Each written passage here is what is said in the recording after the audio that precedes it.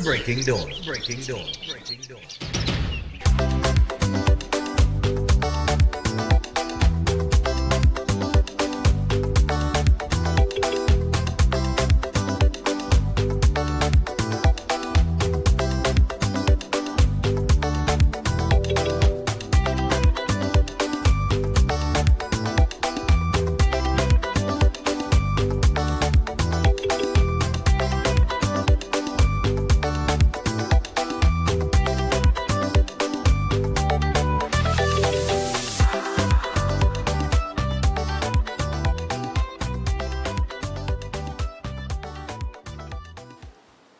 So good morning and welcome to Breaking Dawn this morning. My name, of course, is Stephen Reese, and we are here until 8 o'clock. All right, it is Tuesday. We got Seth Viola aboard.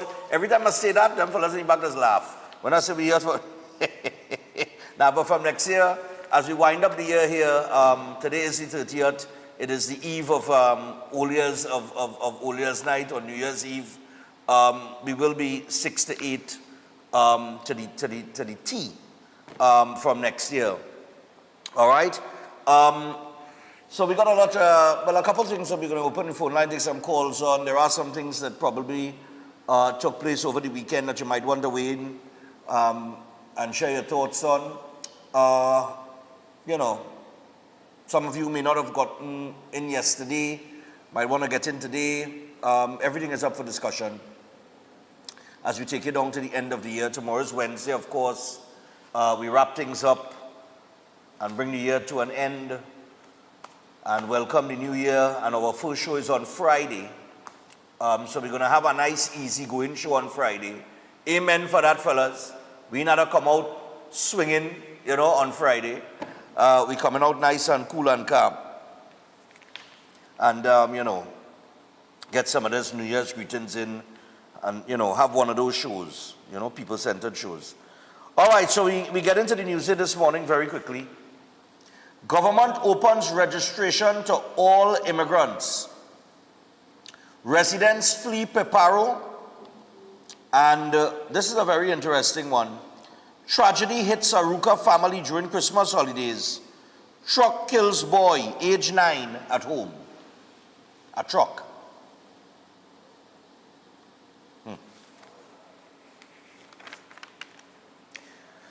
Ah, boy. So here we go.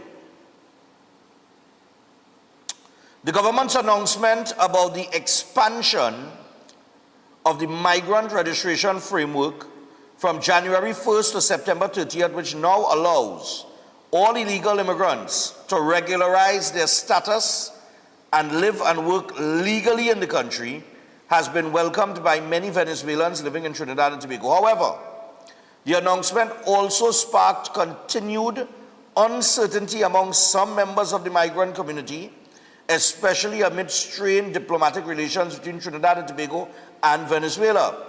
For many Venezuelan migrants, the announcement presents a vital opportunity to avoid deportation. Venezuelans are the largest migrant community in Trinidad and Tobago, with over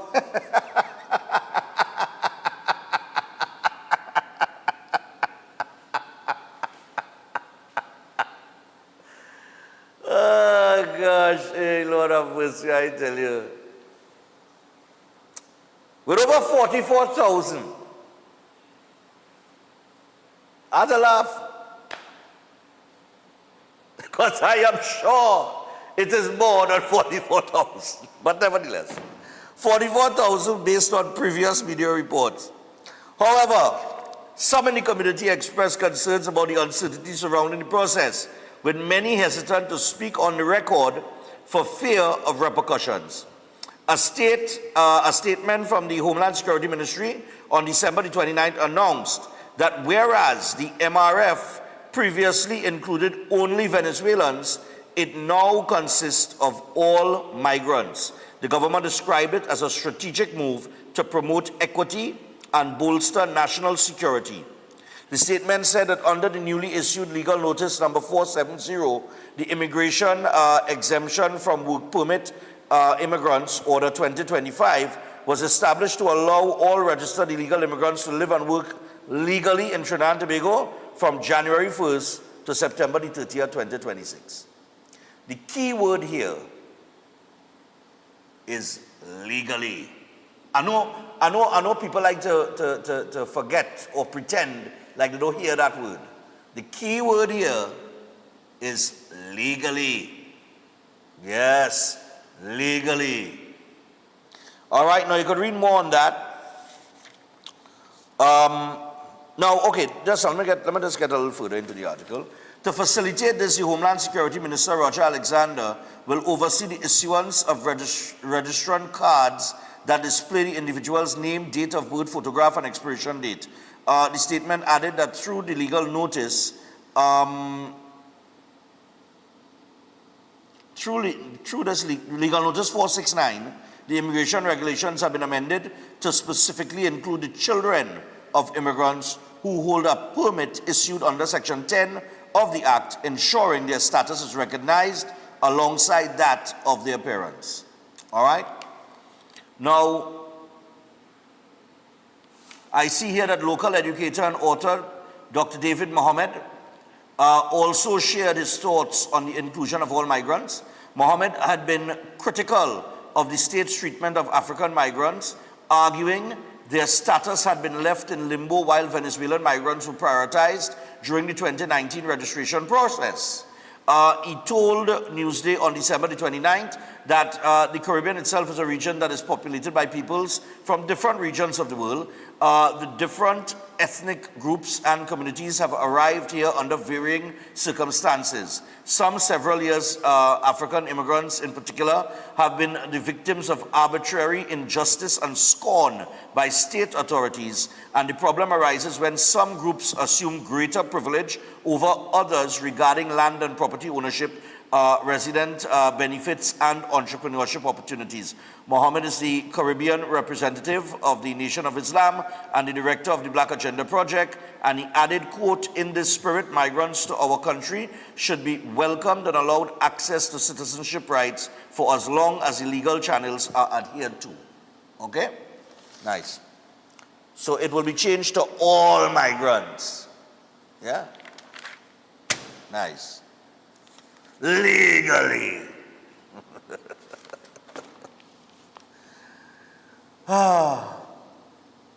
The Prime Minister has defended implementation of taxes. Every pot to stand on its own bottom.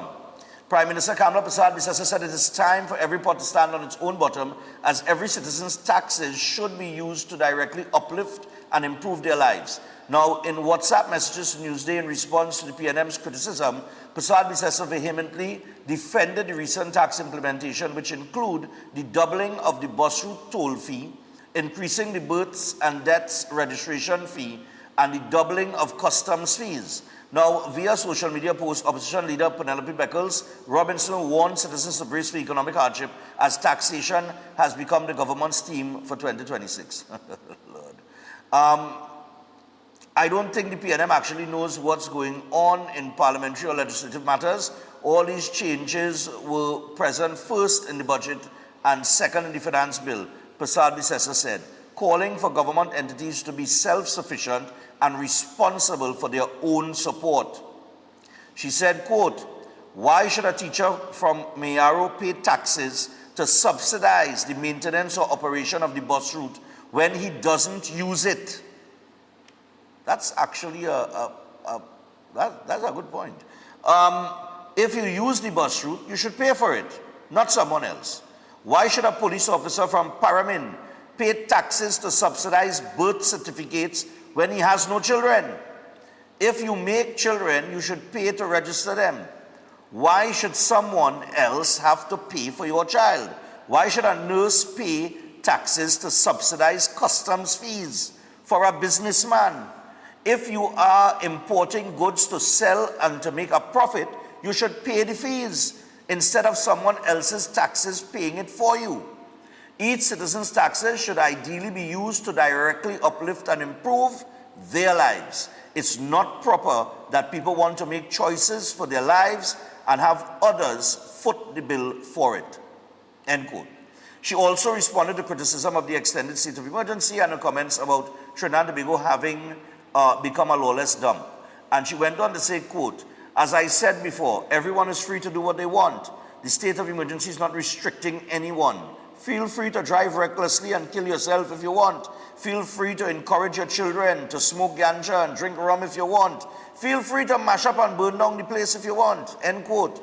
She said the government will prioritize law-abiding and not continue using taxpayers' dollars to subsidize destructive economic policies, negative lifestyles, and ruinous personal behaviors. If the PNM believes the country is not a lawless dump, that's okay with me.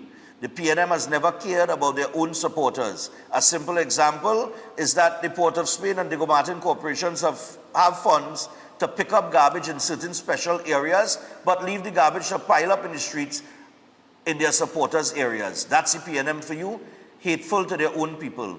She said hardcore PNM constituencies have the highest murder, crime, unemployment rates, and poorest infrastructure, worst education facilities, and worst outcomes. So she went on to say, quote, I don't want any constituency to be like that, and will do everything possible to uplift UNC and PNM supporters and all law-abiding citizens to make their lives better. There are some who say they want change, but they really want exchange to continue the same destructive behavior once they become the new beneficiaries. If all you want to argue with that, you're welcome to it. But look, I live in Woodbrook. And I mean, I know she's talking about certain parts of Diego Martin and like Cocorita and thing, where you have these dumps, the dumpsters, and garbage is allowed to pile up there. If I drive up Fort George this morning, right past Hummingbird Pangrove, right? There is a dumpster there. And up to Saturday night, I was going to an event up Fort George. And when I was bending the corner to swing up, a vehicle had pulled up, a wagon, and they stopped in the road. And my mother was with me, because we were going to this event. And we say, but this car park up here doing? Only to realize that it's garbage they come to dump by the dumpster down to the bottom of the hill, right? But if you see garbage, and she's right, the Port of Spain Corporation did say that they have the extra funds. Even Christmas Day, usually the garbage truck that's passed on a Christmas morning, the fellas has come, they pick up the garbage, you go outside, and you say, hold that, a bottle of Johnny Walker or something. That's what our custom doing, right? So when they come on a Christmas morning, they get a bottle of scotch, or a bottle of this, or a bottle of that, now, wherever, or sometimes you give them cash or wherever, right? No garbage truck in past Christmas morning. None. None in past Boxing Day. None. So you had little garbage on the pavement and that kind of thing because people were still doing the late cleaning and whatever they might have put out and stuff. And it's true. It's true. The garbage collection has become scarce in the Port of Spain area. Sometimes twice a week they collect the garbage. I live in there, so I know. We come into this. Penny and Michaela says PM has questions to answer on the economy. Well, boy, if anybody open them out in the wrong manner, I think it's this article here. I'll get into that and we'll explain why. But let's get to this truck that killed the 9-year-old boy who was playing at home. Condolences going out to the family, of course, and a very unfortunate incident. A heavily laden truck parked on an incline broke away, smashing into other parked vehicles and eventually crushing a 9-year-old boy to death while he played within the confines of his family's yard at Savannah Drive Extension, 5 Rivers on December the 29th.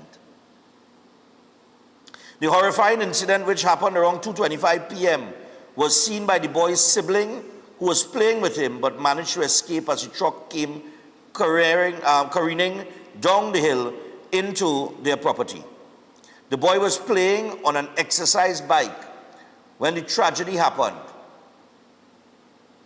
Family said, a relative said, quote, "It ain't no New Year's. It ain't no Old Year's. Everything done there now." The child was a very playful, vibrant little boy, and end quote. Now, North Division Head's Senior Superintendent Vernley Gift recounted the tragedy to Newsday. He said, quote, there was a 3-ton truck that was transporting a quantity of concrete bricks in the area. Gift said the truck was carrying around 200 foundation blocks, estimated to weigh 600 pounds in the back of the truck. He said the truck had reached its delivery destination and was stationary on an incline when the driver told the loader to chuck the truck's wheels. But before the loader could have done that, with the weight in the truck accelerated down the incline. He said the truck hit 2 vehicles, a derelict maxi taxi and a Nissan van, parked at the side of the road, which did little to slow its progress. Well, obviously, with that type of weight coming down a hill, with that truck acceleration and weight, it pushed those 2 vehicles to a fencing. The child was in the yard of his home playing, and those vehicles that the truck struck slammed into the child, pinning the child onto a steel fence.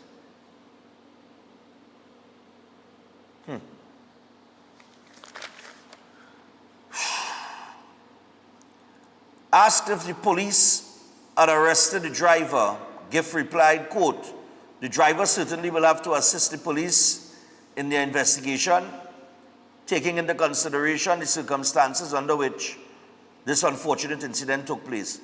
I wouldn't use the words taken into custody, but I'd say the driver is assisting the police in their investigations. Gift said the accident has left him with a heavy heart. He said, let me tell you, as a senior police officer, these things really hurt me. The child wasn't in the roadway. The child was in the comfort of his home, in the yard. And when these things happen, we wonder. For want of a better term, sometimes we wonder if this is the way God really wanted the person to be called home. Why?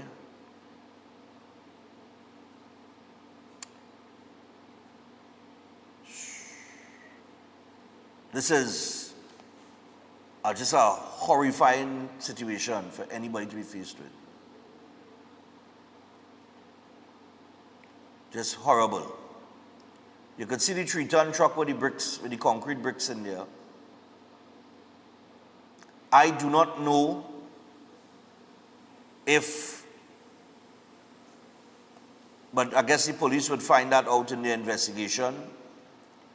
If the, what was the load? I'm trying to get back to the 600 pounds of concrete bricks, or foundation blocks, sorry. 200 foundation blocks with a weight of 600 pounds. All right? Because I know sometimes people like to, and that's the thing. It happens, I'm not saying it happened in this case, so let me be clear on that. But there are certain risks that we take without recognizing that there are risks, right? So sometimes I have seen on the highway, the other day, about a month ago, I was driving up the highway, ended up in East, and see a van, and like the man was in the middle of moving, and the man packed up furniture, like, had to be about 10 feet tall, on the back of the van, and I was saying, that legal? You know what I mean? And these are some of the things that we do, and we take a chance, and people like to take a chance. Yesterday we were talking about the traffic fines. People like to take a chance and take a risk. And sometimes the chance you're taking, you might not have the intention of taking a life, but that's what happens when you take a chance and you take a risk. And sometimes the person that taking the risk and taking the chance, they are the ones that live and other people die. You know? So how do we weigh and value life and the obvious dangers that exist? You know, in Trinidad and Tobago, I mean, just taking into consideration what the Prime Minister said about a lawless dump, I know what she means. And I agree, and I've said that. I have said that consistently over the years. Trinidad and Tobago has become one of the most corrupt places in the world. Trinidad and Tobago is the only place, or one of the only places, that you have to pay somebody to do their job. When I say you have to pay somebody to do their job, they're employed. They get a salary. But when you reach to get something done, you have to pass something under the table in order for them to do their job. You have to get them $1 to make sure they do their job. Because the salary they're working for, apparently, it don't cover that. It don't cover what you come in to do. You have to pay to speed up this matter, to fast track this. You understand what I'm saying? To get it done in a timely manner. Or to get it done at all. In some quarters. That's where we are. That's corruption. That's lawlessness. Regardless of however you try to look at it, that's what it is. Right? But we are lawless on the road. You see it every day. There are two ways about that. We are so lawless that whether you agree with the increase in the fines or not, whether you are upset because the Prime Minister said one thing on the campaign trail and she's doing the opposite, we so lawless that we making noise over a fine that you are only subjected to if you break the law. Eh, fellas? We make a noise, or people make a noise over a fine that you could only be subjected to if you break the law. That's not tell you how lawless we are. We know we're going to break the law. Otherwise, why have a problem with the fine? And like I said, if your problem with the fine is that the Prime Minister said on the campaign trail that the fines are too high and they would lower the fines, and they have not lowered the fines, and she has doubled them, right. What they need to do, and this is what they should have done, if you were going to take that step, release the data. Give us the data on the road fatalities over the last year, or over the last 5 years, or whatever the case might be. Give us the statistics so that we have the numbers and we can see why you have taken a different position. But let me tell you something. It don't bother me. Who vex I say that I did damn business. My sister died in a road accident. She died in a road accident in 2006.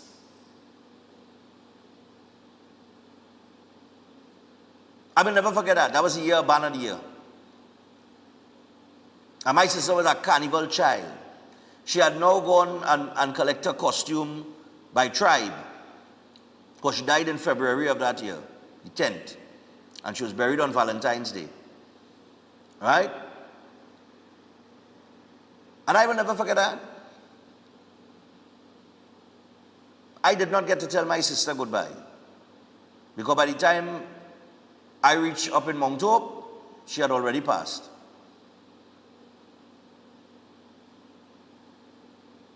So, when I hear people quarreling about traffic fine and this and that and the other, I look at it from a different space. I understand people, some people will be upset, but you're only upset because you never experience it. You never get a call 2 o'clock in the morning. You understand what I'm saying? When you get a call 2 o'clock in the morning, look at things different. It's the same thing. When I talk about crime, I could talk about crime. Because a man put a gun to my head and take my car. He could have pulled the trigger and I wouldn't be here today. So I could talk about crime. I've been a victim of crime. You dig? And unfortunately, we have people in society that, they're not bothered by things, or because they've never experienced it. And unfortunately, I am a talk show host. I do have the #1 show in the country. You understand what I'm saying? And I have a large audience, and I have a responsibility. And at times, I try not to approach situations. Like yesterday, I didn't mention my sister yesterday, but I'll mention her today because seeing that picture in front of me, right? I didn't mention my sister and being a victim of a road fatality. But I could have. I chose not to yesterday. I said, I'm not going to bring the emotion or anything. But here we are today. To hell with it. You understand? And there are people who also exist in Trinidad and Tobago who have lost a lot of people because of an accident on the road, and they will look at the increase in the traffic fines, and they will say, I have no problem with that because they lost someone. You understand what I'm saying? That's the difference. Then because the people who have not lost anything, they'll make noise. And you have to allow them to make noise because they're entitled to do so. They're entitled to be upset. Nothing is wrong with that. They're entitled to share their opinion. They're entitled to give their thoughts. But for persons who have lost people on the road, we hold a different position. You understand? So, anyway. We're going to wrap up the news segment here this morning because I don't want to go further and, get into the nitty-gritty of the things. We're going to take some calls this morning, so I want to free up the thing and open the phone line and that kind of thing. But anyway, right. So, as we move forward this morning, I want to remind you about a few things. Of course, we got to remind you about Chef Shiraz. Gentlemen, Chef Shiraz, and ladies and gentlemen rather, Chef Shiraz has 3 courses on the 3rd of January, the Creative International Cuisine, the Baking and Pastry one, and the Food Costing Restaurant and Catering Workshop. And well, he hasn't given a date for this, but later on in January, there is also the City and Guilds Diploma 3. So sign up with Chef Shiraz and the Culinary Academy today by calling 3724639 or 7375097. Call that number today and get yourself registered. Also, we have Keolic, the Keolic range of products backed by science, over 900 scientific research and clinical trials, and all made from the aged garlic extract. And when we're talking about Keolic, we're talking about the cleanse and digestion, the blood pressure health, the cholesterol health, the total heart health, the circulation health, and more. They got the Keo Green Powder Drink Mix and the probiotics, of course. And you could pick up any one of these products at a pharmacy or a health store across the country. For more information, you can WhatsApp 728-0338. That is 728-0338. So stay tuned. We will be back after this with your phone calls. Don't go anywhere. It's Tuesday morning. It's Breaking Dawn. And yeah, we're going to touch on this,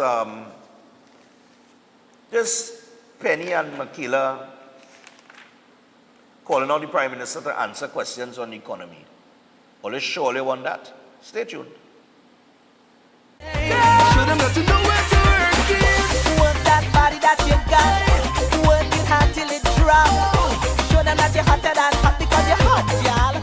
Attention builders, farmers, and homeowners. Murphy's Hardware, Agro and Pet Supplies, located at Racecourse Road, Arima, O'Mara Road South, has everything you're looking for at the most competitive prices. The Hardware Division has everything by way of construction, from foundation to roofing supplies, plumbing, and electrical. A wide selection of hand and power tools, and so much more. The Agro and Pet Supplies Division carries from feed to fertilizers, agro tools, pet foods, and supplies, along with a range of gadgets for the home and garden. They are authorized dealers for STIHL and are open every day. Murphy's Hardware, Agro, and Pet Supplies has got what you need to get the job done without breaking your budget. Give them a call at 793-2497, 471-0249, or 743-5572. Or visit them at Racecourse Road, Arima, O'Mara Road South. Follow us on Instagram and Facebook.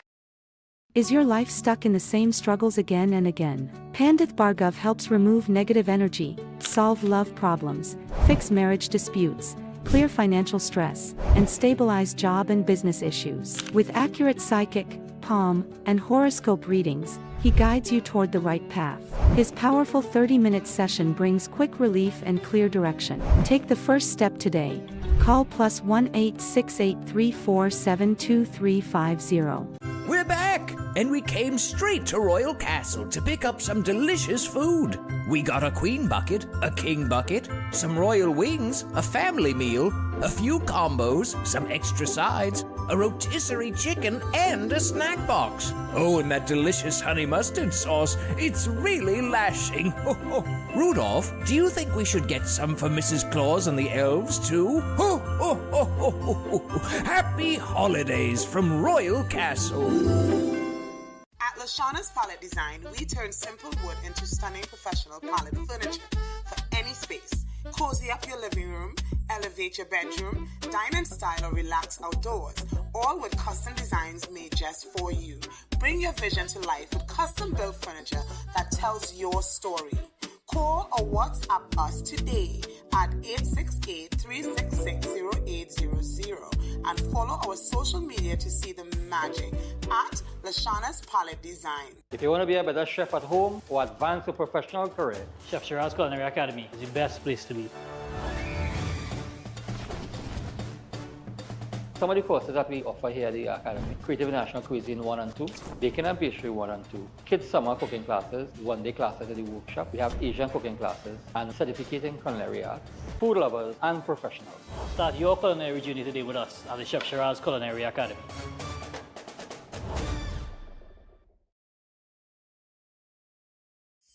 Ostomy care is a unique and intimate condition that can seem challenging for individuals afflicted by it. At Better Life Ostomy Care, they understand and offer a wide range of products and services that will allow ostomates to lead a better life. From colostomy and urostomy pouches, paste and powders, antibacterial wipes, Brava strips, deodorants, gloves, gauze, bed liners, and much, much more. They also have RN care available for ostomy home care with affordable starter packages. No need to look for nurse or supply. Everything is just a phone call away. Better Life Ostomy Care is located at number 4 Mosque Street, Caroni. You can call them at 308-6709 or 472-5878 or visit their website at www.betterlifeostomycareTT.com to find out more about their offerings. You can also write to them at betterlifeostomycareTT@gmail.com or find them on Facebook. Better Life Ostomy Care, servicing ostomates with a better quality of life. Santa approved savings is on at Passad's The Food King. Stock up on Catelli tomato ketchup 750 ml, 3 packs for 20. Fresh Harvest peas and carrots 425 grams, 4 tins for 20. Country Pride all-purpose flour 2 kilograms, 2 packs, $24.99. Sour cream cleaner 1125 grams, 2 bottles, $24.99. Cotton air paper towel extra large 220 shade, 2 rolls, $24.99. Snuggle bathroom tissue per bale $65. Enjoy halal bone goat 4 pounds, $99. Flemish non-alcoholic wine 750 ml, 2 bottles, $39.99. Great Foods picnic ham boneless, average 5.5 pounds, $99. Pork leg 5 pounds, $99. Guandi marshmallow 300 grams, 2 packs, $25. Holland Park butter cookies 340 grams, $18.99. Sale ends December 25th or while stocks last. This Christmas we're giving you 5 times the joy. Shop for your chance to win 1 of 5 brand new Toyota Tazers. Plus enter to win 5 Whirlpool stoves, 5 twin top washers, 5 microwaves, and so much more.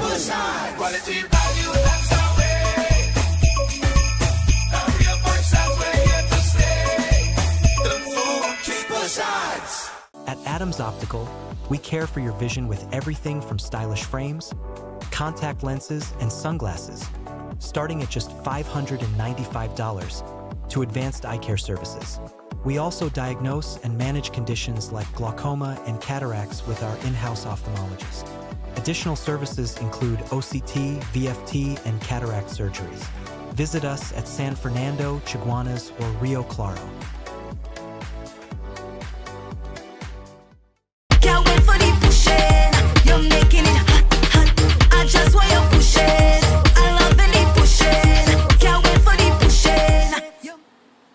right, so we're back on Breaking Dawn this morning. And we're going to get started with this article here. Let me get the headline where Penelope Beckles-Robinson, the opposition leader, and Michaela Pandey, who has found a voice consistently now, says that the PM has questions to answer on the economy. This Prime Minister has questions to answer on the economy? Okay, all right. Let's read.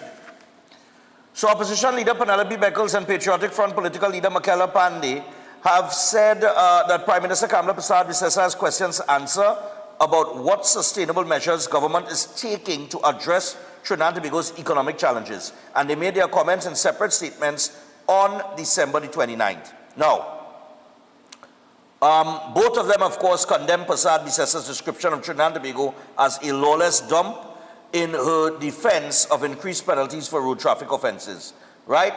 Beckles said, contrary to her empty promises, while in opposition, Kamla Persad-Bissessar has once again proved her love is for office and not service the country. She added this reprehensible resort to insulting the very country that she calls home is distasteful and unbecoming of a Prime Minister. Beckles claimed it therefore can only be assumed that her reference to Trinidad and Tobago has become a lawless dump is a description of the amalgamation of characters who have found themselves in the current government. She said instead of promoting enforcement, reforming institutions, and addressing the real causes of crime, this government is choosing to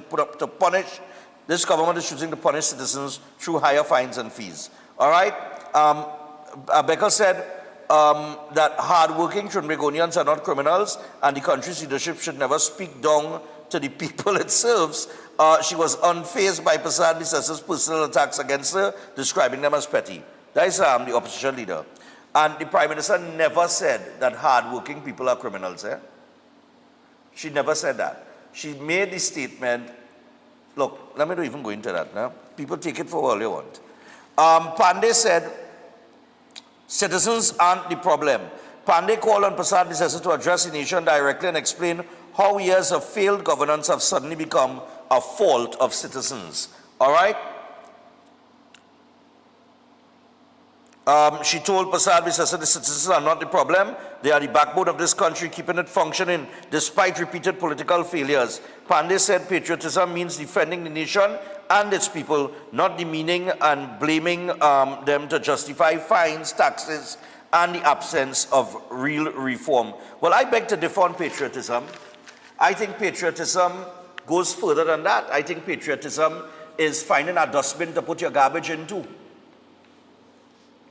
For every time you throw a bottle in the drain, right? Or you throw something and you litter on the road, you couldn't love your country. All I part of being patriotic is keeping your country clean. You understand? Because when you go foreign, you don't throw nothing on the side of the road, you know, you just go and look for a dustbin. When they go foreign and they migrate to live, for all the complaining, they have no problem paying the taxes there. It's tax on everything. If you cry, they tax you to your drop and all up there. But nobody don't complain about that. You understand what I'm saying? So I wonder if these two are sane individuals, because you are calling on the Prime Minister to answer on the state of the economy. Why is the economy where it is now? Why does the country have no money? Why the country don't have the money it once had? Who run the country out of 60-something years of independence? Who has run the country the most? Back in 1986, when A.N.R. Robinson became Prime Minister, that is what he inherited, an empty treasury. Who left the treasury empty? Who was it? Anybody can remember? And it appears that we're going through the same thing here. You just had 10 years of mismanagement. Total mismanagement. We had an engineer who was the Minister of Finance. Yeah?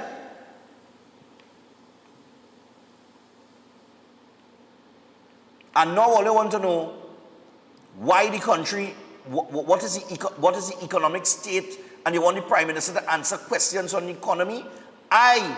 You know what happened? I back in all you up. I want the Prime Minister to come out too and reveal the real state of the economy and expose everything that took place for the last 10 years. I would love her to do that. I think she should do that. I think she should come to the country and say, well, this is where we are. This is what we inherit. This is what was left. I think she should. Honestly. Because maybe then and only then, people will understand the position that the country is in. There is a difference when you run a country for 10 years and run it into the ground, and you inherit a country that has been run into the ground. There is a difference. And I keep saying that. Over $500 billion. All you know is that, you all know how hard it is to spend $1 trillion. All you know how hard it is? $1 trillion. Earlier this year, I broke down the difference between $1 million and $1 billion. $1 million and $1 billion. The difference was 1 year to 800 and something years. You could imagine $1 trillion?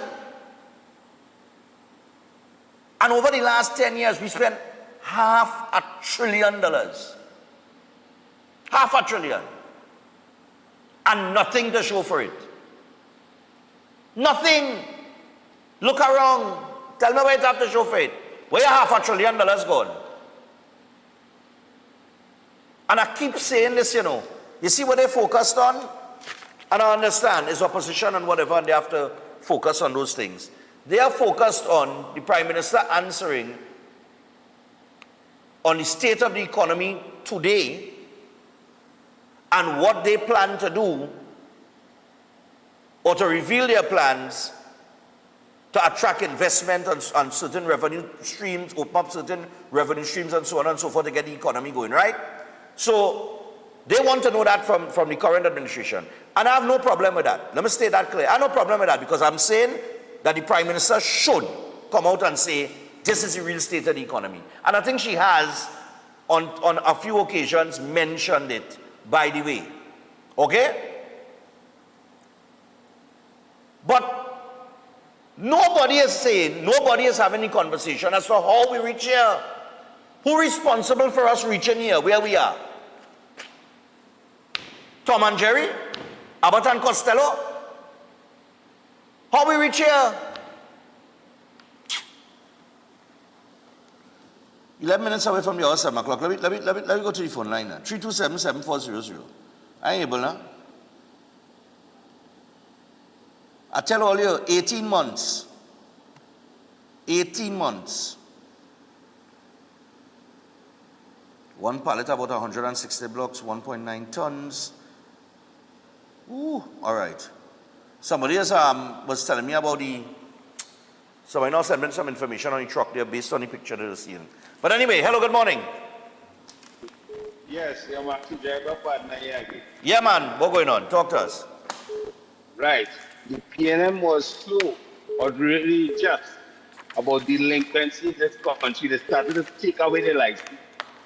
The Honorable Prime Minister now is leaving you with the license and allowing you to work still with stiff penalty, where you know you're wrong, pay a price. And I thank her for that. Okay. So who hates us more, the one who taken away a license or the one who put in a hefty charge? Yeah, they did. Again, yeah. Again, the PNM now, they free up us people in Trinidad to smoke the marijuana. Now people smoking marijuana, drinking and driving on the phone. Delinquency all the way. I live on the road. I spend 14 hours a day on this road. And I telling you, I am glad the Prime Minister take that step. This year will make it 32 years driving on the road. Okay. And I've never seen Trinidad get so delinquent from since they free up the marijuana for men to smoke, people smoking it behind the wheel, drinking behind the wheel, and on the phone. And we have reached the extreme. Thank God she make that move. Okay. All right, thanks a lot. Have a blessed day. No problem, you too. Yeah, he did mention something there. The demerit point system. She did say they would remove the demerit point system in that statement. So she gave you half of what she said she would have done. She removed the demerit point system. They only applied to certain offenses, which, like drunk driving and that kind of thing, which I think demerit points should be applied to. But for other things like a broken taillight and that kind of thing, you're not getting any demerit points on that. Hello, good morning. Let me just be clear on that. It's certain things. I think it was like three offenses they kept demerit points for. And when you check it out, it's justified. It's understandable. Morning. Morning. Yeah, go Everything in life is subjected. Everything in life is subjected to change. The Prime Minister had said it was too harsh to have demerit points and paying a fee also. That's paying for something twice. Right. They removed the demerit points and accidents went up. She had a choice to either know how do we get people back to being disciplined and how do we get them to be law-abiding and to be a productive nation. So what she did now, she decided, or the government decided on the whole, to raise the fees to get you back in line.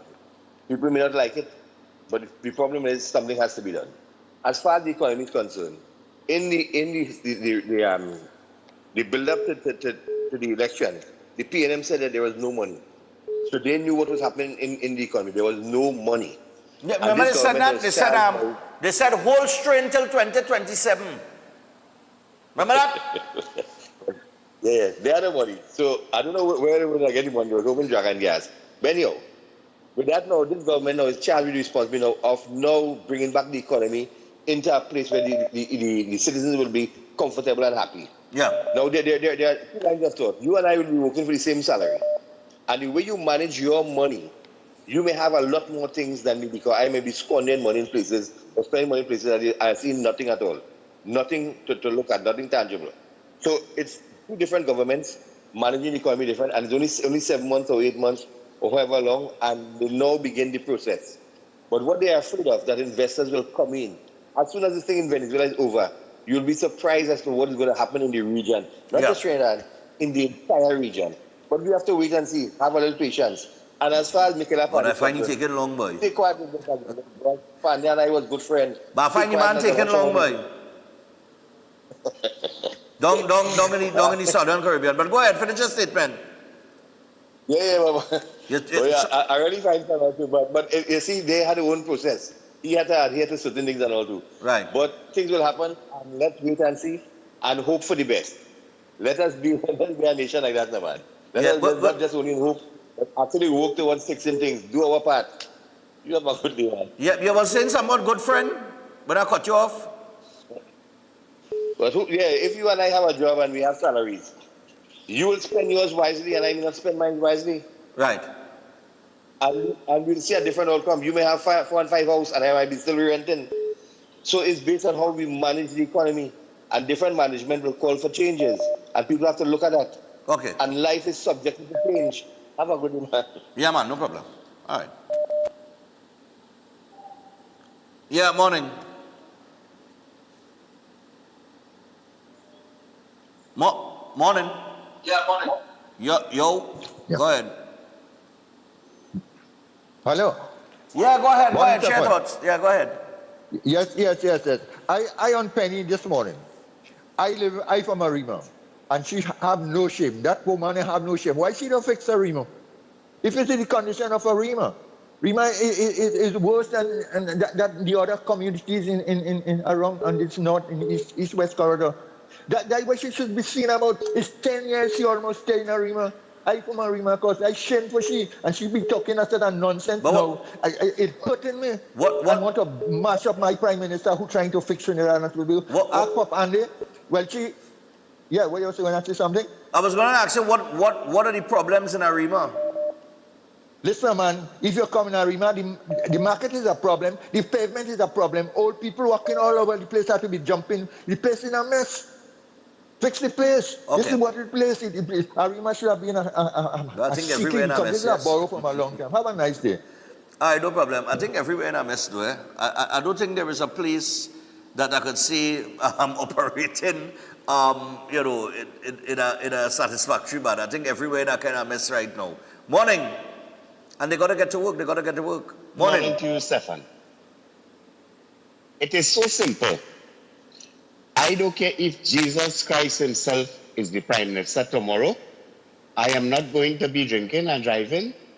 I could take that $22,000 and buy groceries for the whole year. You do bad choices just have bad consequences. Right. It's simple like that. But I have to make two little points again. One. Sure, go ahead. The day they give me a ticket for a blown light in my car, I challenge them because people challenge them already and win. You have no, how they call it, by guarantee or something like that with electrical parts. So that's impossible. You go home at night and you flick your switch on and next thing you know, the bulb blows. It is so crazy. And finally, they stop you and they tell you they're going to give you a ticket for 4 smooth tires. Now, I could understand because the tires didn't get smooth overnight in 1 week time. But at the same time, after they hand me the ticket for 4 smooth tires, you gone. So the tires get good all of a sudden to drive. All the best. Have a great morning. All right, no problem. Yeah, I have an issue though. Did they, I had to look back and see if it have anything that they mentioned with the tint, because, no, what doing? Which is I really doing? But the tin, oh God, right, I'm gonna take this call. Because, I'll mention it after. Morning.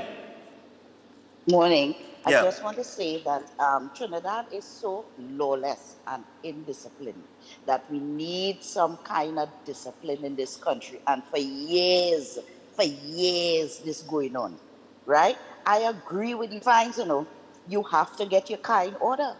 Tires, all these things, you need to get your car in order. But what I do agree with is the fines for, the hefty fines for the electrical, like the man just said.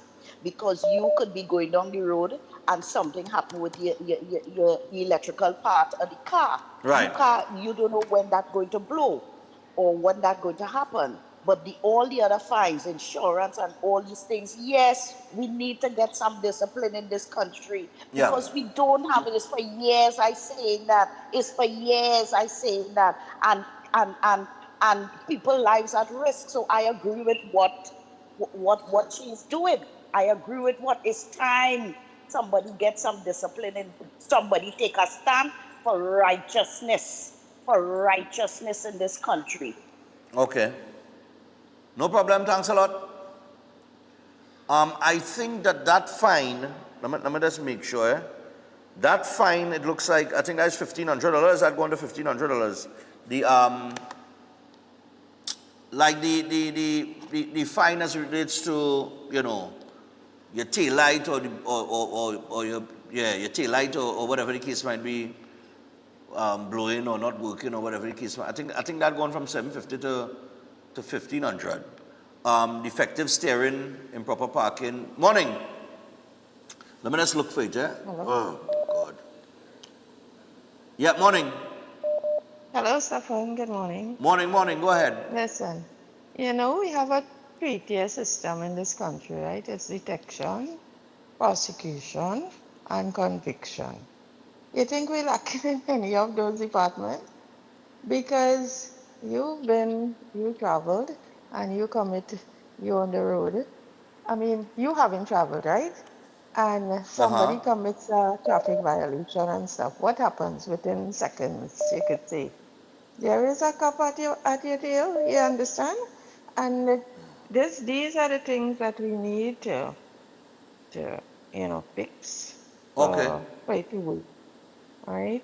And relative to that truck driver, if he is not the owner of the truck, he's under duty to check the truck and stuff. So he could be up, after they check the MGW, and if the brakes is faulty and stuff. Well, so sad that it happened, but there will be an inquiry, and, things will happen with that. Okay.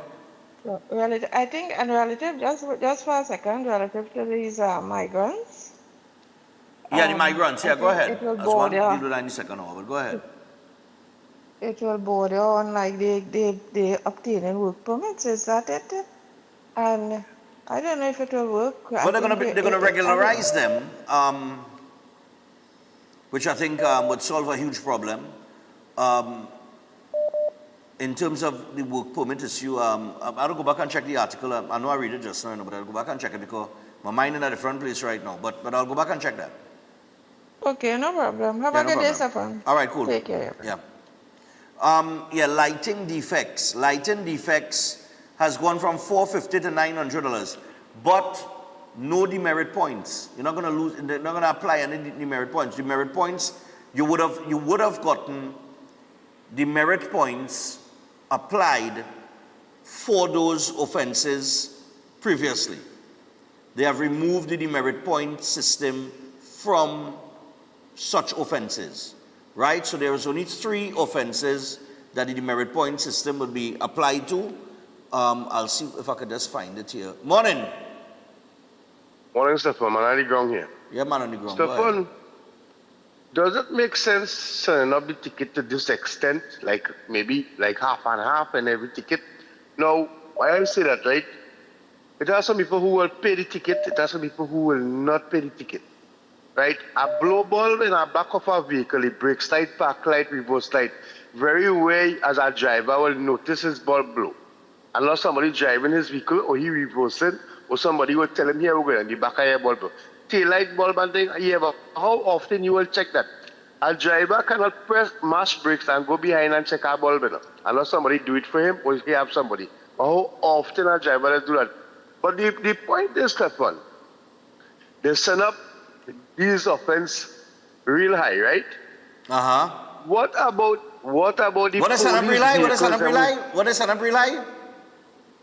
No, they send up the traffic offense real high. Oh, okay, the double right? it. The charges yeah, real the high. double it, The tickets. Yeah, right, the double it. Right. The same offense, the police officers will come and charge a civilian on the road for the vehicle. Some of the police vehicle worse off on the civilian one. They have no bumper, some of it. Some have the light brake, even the revolving light on top mash up. So how come they really doing this? You're even fixing your own, but you're coming to charge the poor man for things. I don't mind, Yes, some people is regular, There's regular. I'm not saying no. But I think this should I really consider this, because here we're going on. $7.50 for one bulb. I mean, they go say what? $2 a bulb, $3 a bulb. But it's how many people know the back of the tail light blow, boy. You understand? I think they should check this out a little more. Stefan, have a blessed one, brother. Yeah, no problem. Yeah. I agree that I will take this final call. Morning. And then we'll shut things down and get to the second hour. Yeah, morning. Yeah.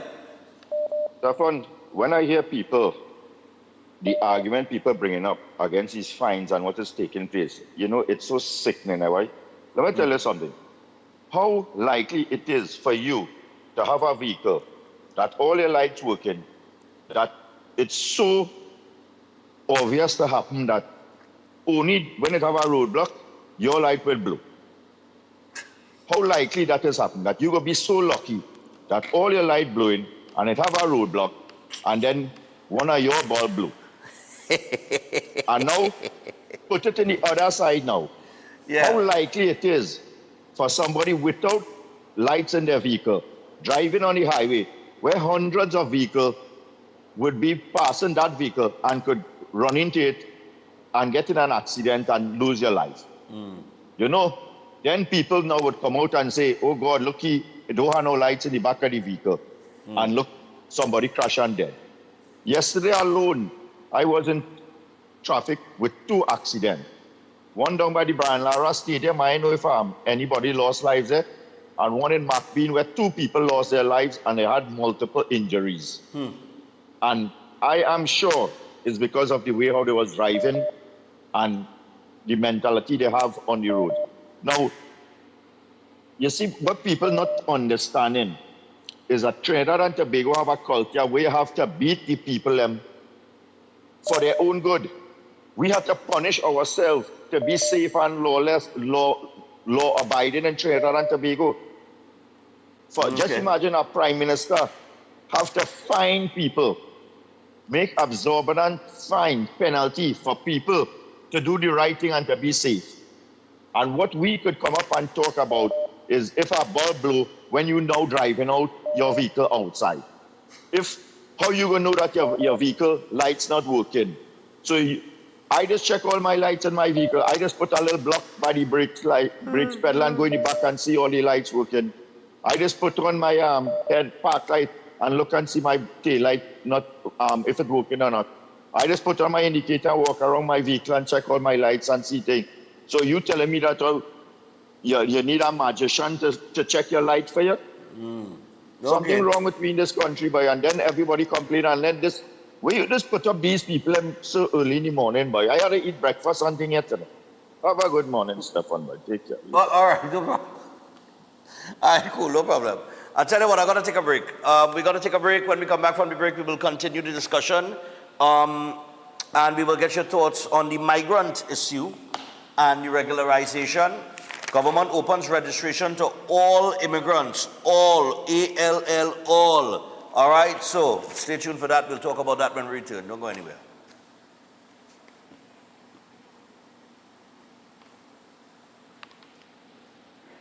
We going? Show them that you know where to work it. Work that body that you got. Work it hard till it drops. Show them that you're hotter than hot because you're hot, y'all.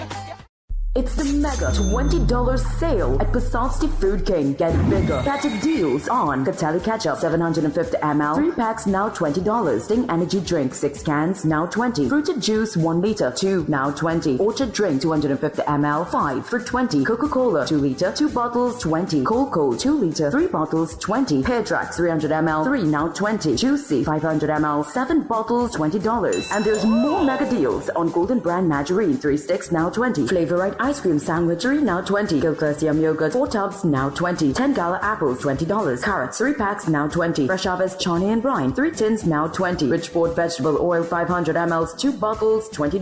Catelli Pasta Cups 4 packs $20. That's real value, real savings, real food for the season. Mega $20 deals valid until January 11th or while stocks last.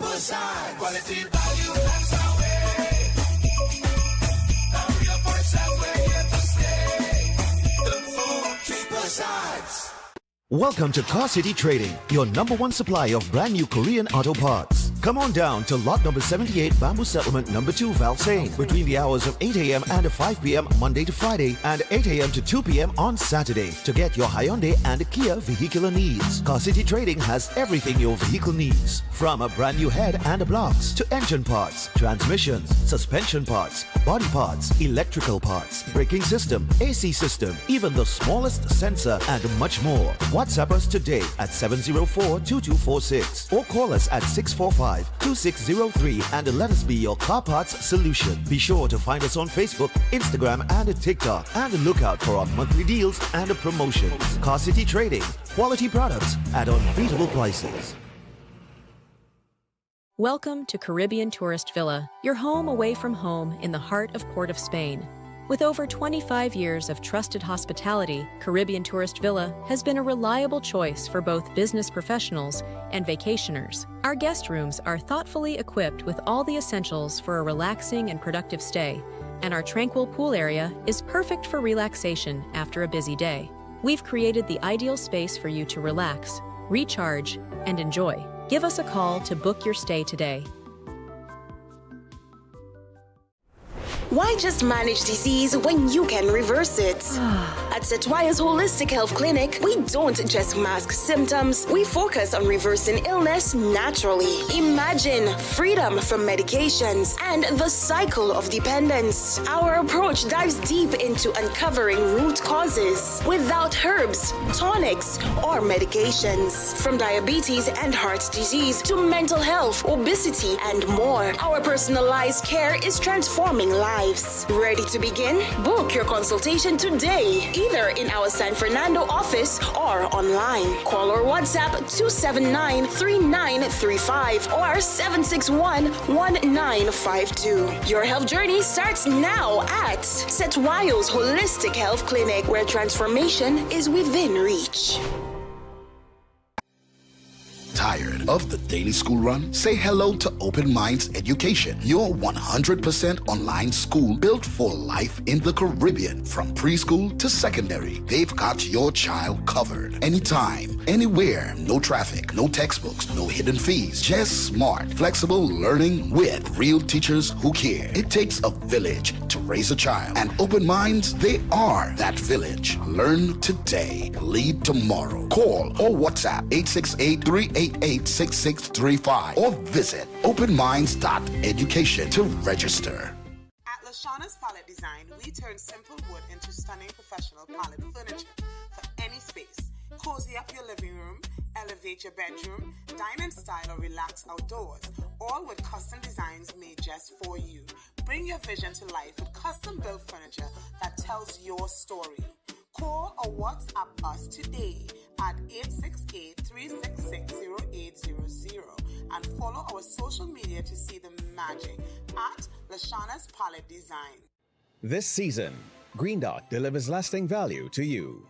With our affordable TV and internet bundles, you can watch your favorite shows, plan this year's gathering with your work team, share season's greetings with family, and stay connected to what matters most. Plus, when you sign up or switch to Green Dot, you get a free upgrade to our Get Ahead Internet and TV bundle for 3 months. That's an additional value of over $1,000. But that's not all. You also have the chance to win a month of free service. It's all in keeping with the season of giving. To find out more, call 224-GDOT or visit gd.tt today. Green Dot, improving and simplifying lives.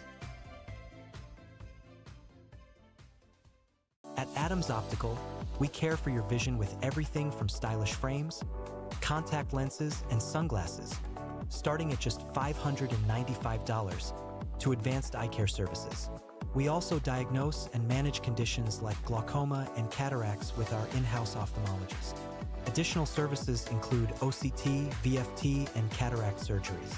Visit us at San Fernando, Chaguanas, or Rio Claro.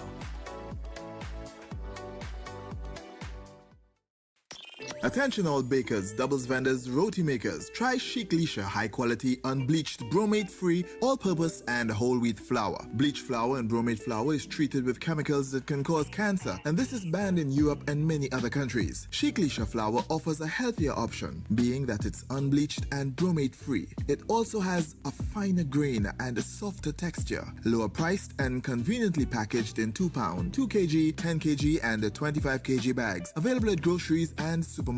For wholesale and retail prices, contact Chic Lisha Limited at 665-3336 or 480-8715 or visit them at Warrenville, Canupia. Chic Lisha Limited. Quality you can trust.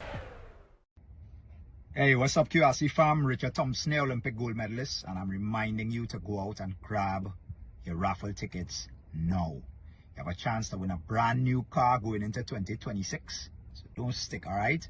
Grab your tickets. Support the college. By public demand, the draw date for the 3-car raffle presented on behalf of Queens Royal College is now extended to Saturday, January 24, 2026. Merry Christmas. First prize is a luxurious, fully loaded Royal Ride Ford Ranger. New draw date, Saturday, January 24th. Tickets only $100. All tickets already purchased remain valid, and additional tickets at $100 are still available at IslandEtickets.com. Mott's Liquor Palace, Dinglemartin Main Road, GN Food Center, Saparia, Uncle Benno, Santa Cruz, Better Deal Supermarket, Cunupia and Aranguez, Khan's Liquor, Dinglemartin Main Road, Ramsing Sports, Chaguanas and Cuba, Bobby's Sport, Current, Mirage Supermarket, Sangre Grande, West B Supermarket, Dinglemartin and Tacarigua, John Supermarket, Upper Bourne Road, St. James, Payless Hardware, Dinglemartin Main Road, Don's Roti, Pitti Valley, Mirage Westside Arima, Western Pharmacy next to St. James Police, Pies Restaurant and Lotto opposite TDT. The deadline for ticket purchase is Monday, 19th January. Get your tickets now. Queens Royal College 3-car raffle. Can't wait for the pushing.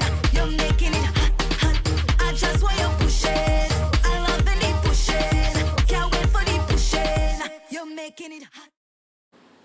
All right, people, so we're back, and as we return, we're 10 minutes past the hour, 7 o'clock. Just before I go back to the phone line, I want to remind you about the Trinidad and Tobago College of Therapeutic Massage and Beauty Culture Limited. Of course, they are enrolling students now for January 2026. And you can learn from the experts of 40 years in the field, train for a job in the fastest growing industry in the world, and they are registered with the Ministry of Education and the Accreditation Council of Trinidad and Tobago. They also offer a gate-funded program, and you could give them a call now on 658-3907 or WhatsApp 496-1111. You could also visit their website, www.ttcollegeofmassage.com. All right, so we go back to the phone lines. Hello, good morning. Yeah, morning, Stefan. Morning. Yeah, morning, man. What's up? I want to be very brief this morning. I want to say the struggle is very real outside here. Yes. I'm agreeing with the general public that an increase in fines itself will not necessarily create the kind of order we're looking for on the roads. And I am particularly concerned about when you increase the fines by itself, it should be accompanied by a better system for issuing tickets, because you can't, if you get a ticket unjustly, you challenge it and the court proves it to be unjust, you shouldn't have to go back to court to sue to be compensated for all the time you was going to court and that kind of, you should be compensated instantly. Right. But the problem is, we fighting to keep the lawless drivers from paying stiff penalties. And yesterday in the papers, some vehicle run off the road and kill a child. Yeah. Right? We yet to find out if it was a drunk driver, if the vehicle was defective, or whatever other laws that might be there that contributed to this accident. You're not talking about the truck. Yeah, the truck itself. Yeah, the truck. Yeah. Oh well, in the paper this morning they say the driver pulled up on an incline, and he told the other guy in the truck to put a big stone or a brick by the tire now. And before the fella could do that, the truck, well, it went down the incline and straight into some vehicles and then pin the child and kill the child. Well, that sound like defective vehicle or defective brakes to me, eh?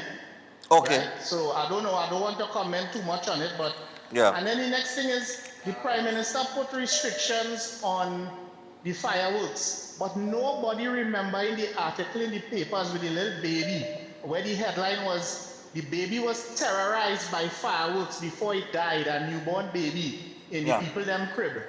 Right? Nobody remembering that. We just selfish and want things we own way. So I will listen off here. Good morning, everybody. Yeah, no problem, man. Yeah. Well, the fireworks thing, I mean, depending on where you're living, I guess you would be experiencing something different. I have not heard or experienced the excessive fireworks, but we know Olia's coming, so maybe everybody waiting for Olia's into New Year's. Morning. Good morning. Morning, my brother. Go ahead.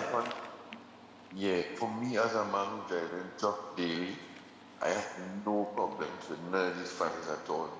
I think what the Prime Minister trying to do, the Prime Minister trying to save a lot of us from ourselves. Because let me tell you something, Stefan, Trinidad is a very lawless society. When the Prime Minister say that, she ain't lying. I've been in the Shepherd and the kind of man that you be seeing outside this, Stefan, especially when you see rain fall or we have some kind of bad accident somewhere, and we just have this heavy gridlock in traffic. If you don't see the kind of craziness that be taking place, and the authorities they just be passing with the siren going about their merry business, nobody comes out and try to see, all right, what can we do for in case we really encounter some sort of serious disaster? How would we manage the roads in this country? No. Understand? But at the end of the day, Stefan, this is the PNM for you. They spent 10 years mismanaging the country. Matter of fact, since this country gained independence, the PNM has been mismanaging this country.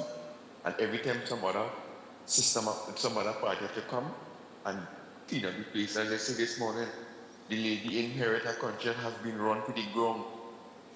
They sat there for 10 days, they take everything Rowley do to them, nobody said nothing, they see nothing, they do nothing. Now the man now comes, now 8 months she in power, and all they want you to wave a majestic and try to do all kind of different things. Understand? But Stefan, I just want to say to you, your staff, all the best at 2026. I mean, since I started watching the program, I'm going to be talking to them guys in the back and never see what they look like. I would really appreciate this morning if you could just have them walk forward, maybe show their face like I can do with the see the chef and thing. You know, so all the best to you and your colleagues on the next Friday. And for the 2026 coming in, it's more flames and more fire for the PNM. Oh, Lord. I'm telling you, it's flame, blue flame, red flame for the PNM. Fire burn them. They'll get a paralytics in that PH election and Tobago. And all the rest of the citizens of this country for 2026. All you do, drink and drive and obey the laws on the nation's rule. If all you don't want to pay no fine or make no jail, just do the correct thing. We need to stop this big stick approach, slave master kind of mentality in Trinidad. Because that's what we like here. Man stand up a big stick over your back, yes, do everything correct. How come when we go in the next man country, we just do everything right? Eh? I don't know, boy. How come we go in America, we go in Canada, we go in Europe, we go all over, we just obey all the laws, do everything correct. Because why? It don't make no jail in people's place, but when you're home, you know? Yeah. You don't care. Anyway, all the best to you, chef, your colleagues, and to everybody else at Trinidad and Tobago. Happy New Year 2026. That's when they don't know and fire on the PNM. Thank you. All right, man, no problem. That is fireburn. All the best to you, the New Year, man. Morning. Stefan, morning. How are you? I dey cool, man. Talk to us, man. You still like call me, but here the scene, right? When this thing started up on the first, Jack Warner had a plan. All the cutouts in the highway that you see on the highway that goes right down to south, those cutouts were for police vehicle to be placed there, right? So that they would have some kind of a presence. So when motorists coming up and down, they would see them. So you know you're breaking the law by speeding or all them things, right? That gone through. They never but they had the cutouts on them on the road now. Some people has used that to cut out back and go down from east or west. East or north, you understand? Right. But what I'm saying there, right? The fines on them, people not gonna take on the fines because everybody have money in Trinidad. You know the cost of drinking and driving is 27,000, 22,000. You still going and drink and take a chance to go down the road where you live in. You don't care about nobody. You understand? You go your own way. You don't care about nothing about nobody else. And people does not understand. Some people doesn't understand the weight of a truck. When a truck is loaded, you can have the best brakes back on an incline, you in problems. You understand? Because that ain't going and stand up there, that going and move. You understand? Unless the driver stay in the truck and have his foot on the brakes, but parking on an incline, that ain't making no sense. The driver, the truck should have better sense than that. Yeah, because that's what I was wondering. You know, it said here, and you're a truck man, so I know you're speaking from experience, right? It said here that the 3-ton truck was transported, it's concrete bricks we're talking about here, right?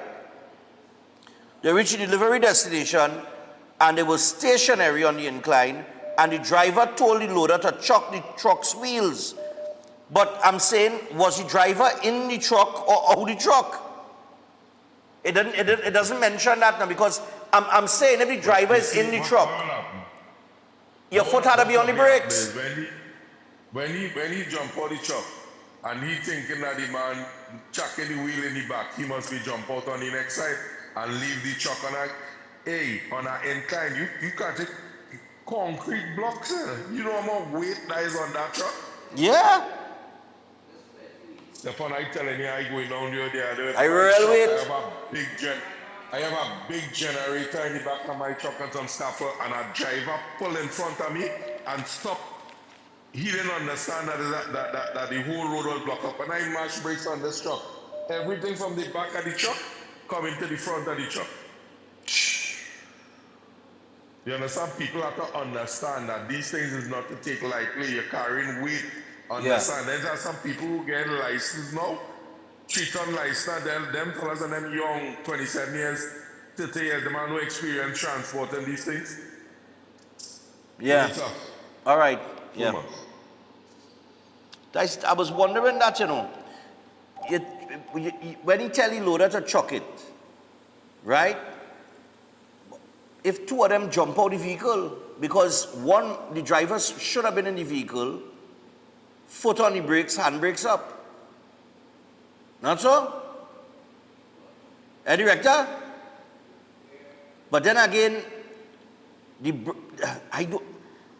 that's a lot of weight, you know. I don't know if that braking system could hold that kind of weight on an incline. You understand? Morning. Good morning. Is we bad drivers in this country making things bad with why we getting fines and material now, you know. Because if I on the road almost every day and you kind of driving, I just see just this morning, a 7-seater tried to overtake a car coming in the opposite direction and nearly give me a head on and nearly greatest. Nothing behind me and only two of them on the road on the other side. Where you hurry going this morning? No, I'll tell you something with this truck thing. A part of the investigation should be if the truck inspected to be on the road. Well, all of that, I guess, will form part of the investigation. And if the truck You was, understand? yeah, If it was inspected, and the next thing too is you could use the regular barcode scanner on your phone and you could scan a inspection sticker on any vehicle and you get information about it. Serious? So the licensing officers, I need no big machine. You use your regular cell phone. My nephew showed me that, and I use it on my car and I get the information and you get the date and everything for when it you inspected everything. All right. Thanks. Well, good. Thanks for that information. Yeah, man. Yeah, man. All right. I didn't know you could do that, no? Morning. Morning, Stefan. Yeah, man. What's going on? I did good, man. Talk to us, man. Tragedy. Now, make it make sense. Each concrete block weighs 30 pounds. Like 6 tons. On a 3-ton truck, making a delivery on an inclined place. Make that make sense. Wait, how much you say a concrete block does weigh? 30 pounds. You sure about that? Yeah, that's a foundation block. You ever see a foundation? You ever see a 3-pound foundation block? One foundation block is 30 pounds. Yeah. About 30 pounds, yeah. So they put 6 tons on a 3-ton truck and the hunky-dory, it had no way the truck was designed to hold that weight. To carry that. Yeah. But So you see, this is what I was saying, right, Kola? But you see, the people allow the thing to happen, and then they go about their business and they say, well, it was an accident. Yeah.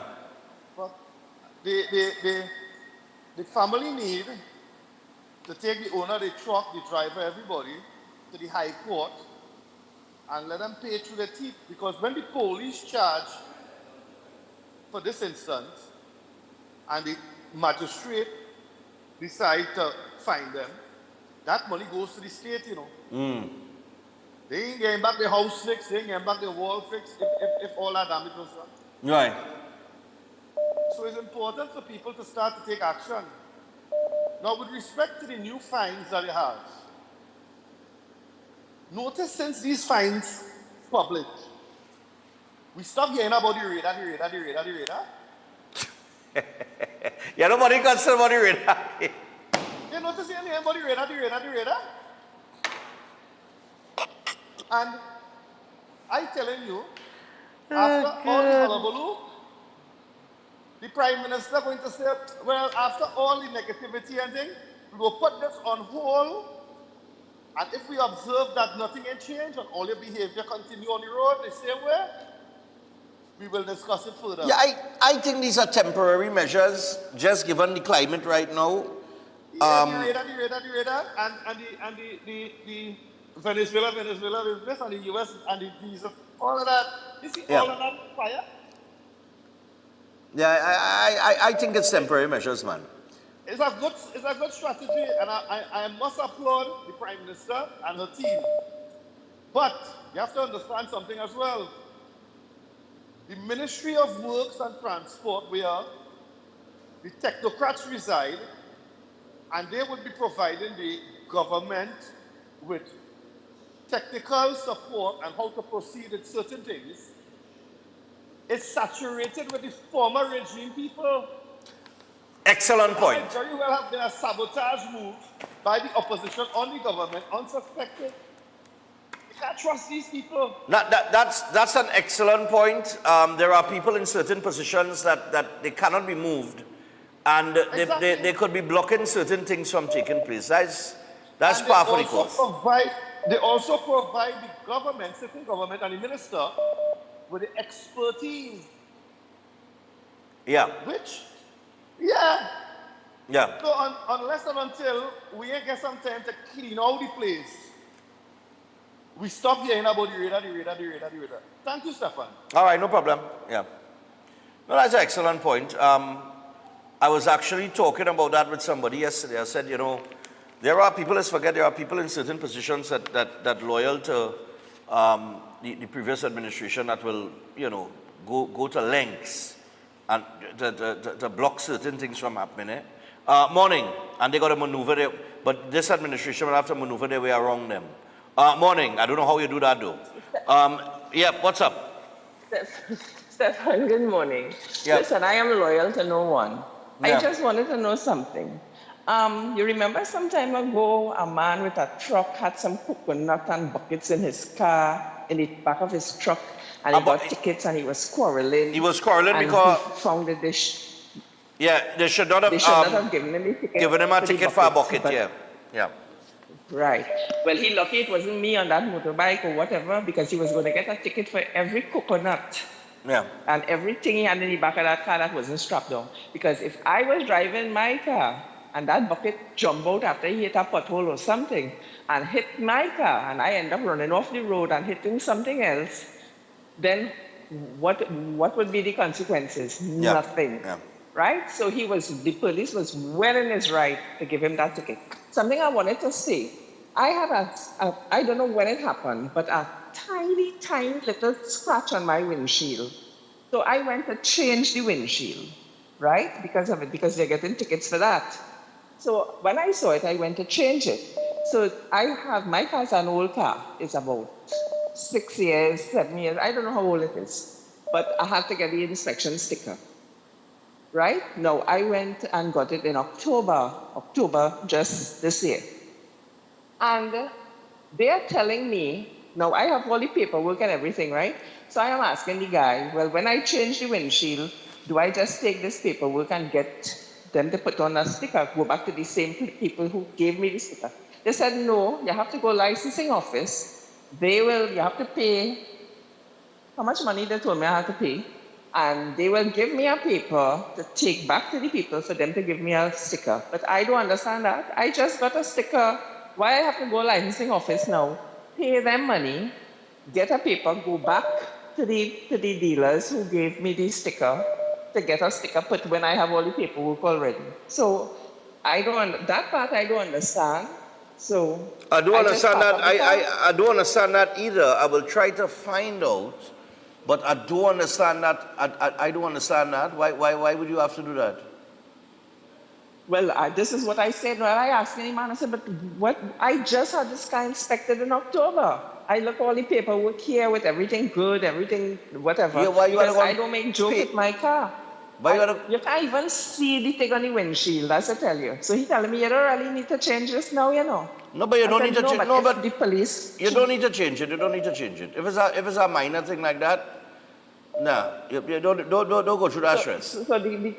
So the crack had to go clean across the glass or something, or is that I crack? don't know. I just trying to follow what they say. If something wrong, defective or whatever, you have to go and change it. So I don't know why they want to charge me. Well, it's no big set of money, I think it's $70 or whatever. But I just had the car inspected. I just paid $300 to have it inspected. I don't see why you should have paperwork. So yeah, something. I'll see what I can find out about that. All right. Okay. Thanks. Goodbye. But that in songing, something in songing to righteous there. I don't know. I'm not too sure about the procedure, but I'll see what I can find out. Hello, good morning.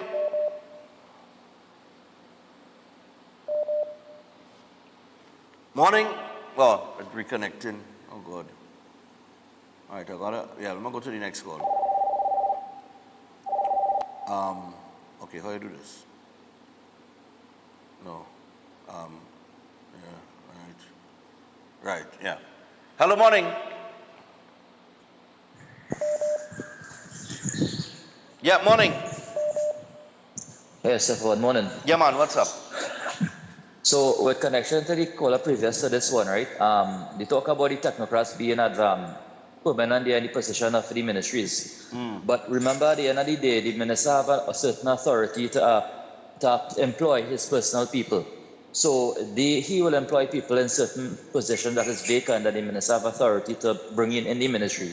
That will also advise and help him or her to go forward.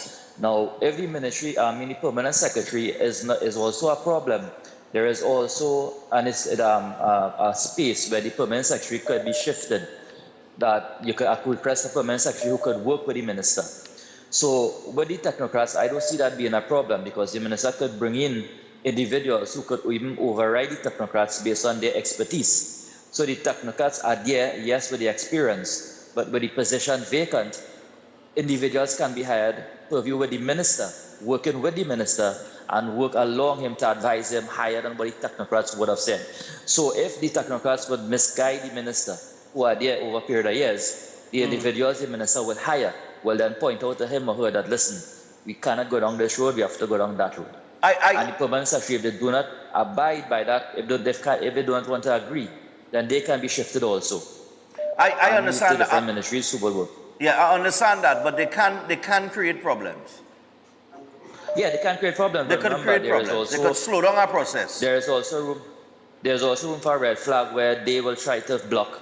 But then when you have the minister who have his people who understand the system, they will not be able to have that lengthy autonomy to block anything. Correct. I understand that there are people who have been positioned right next to them on a daily basis right now. This is my understanding, that there are people that have been positioned right to sit down. They sit down here, they sit down right next to them too. You understand? To trying to get things moving and get things done. Hello, good morning. Final caller, and then we get to set. Morning, Mr. Stefan. What's up, my brother? Go ahead. Well, I'm not sure what is the actual stipulation when it comes to a crack on a windscreen. But they don't have a crack. Right? So you got a ticket for that. Yeah. I think it's a gesture should talk to a license officer for that. A license officer is the best person to advise, but I'll find out why she would have to go and pay by license office and then, yeah. Well, I don't know about the payments of $70, $80 according to the lady, but yeah, because she has the paperwork. Right. So, no, I would infer that she will have to go license office and then go back to the inspection station to reduce the possibility. Like a safety measure they put in place to reduce fraud. Okay. Because remember, every inspection station is allocated a specific amount of stickers. And that account fit. Right? Right. So they must put that in place to say you go license office, they get a letter from them. License office go have a letter, and then you go have a letter, and then the people who gain the sticker might get a letter too. So they would identify how this person get infected twice, or how this person get 2 stickers allocated to them. Something like that. Right. Must put that in there to try and reduce fraud. I like it in full because is this possible? Okay. Okay? All right. I like it in full. Cool, man. Okay. Anything else you want to add? I agree with Mr. Barakpo.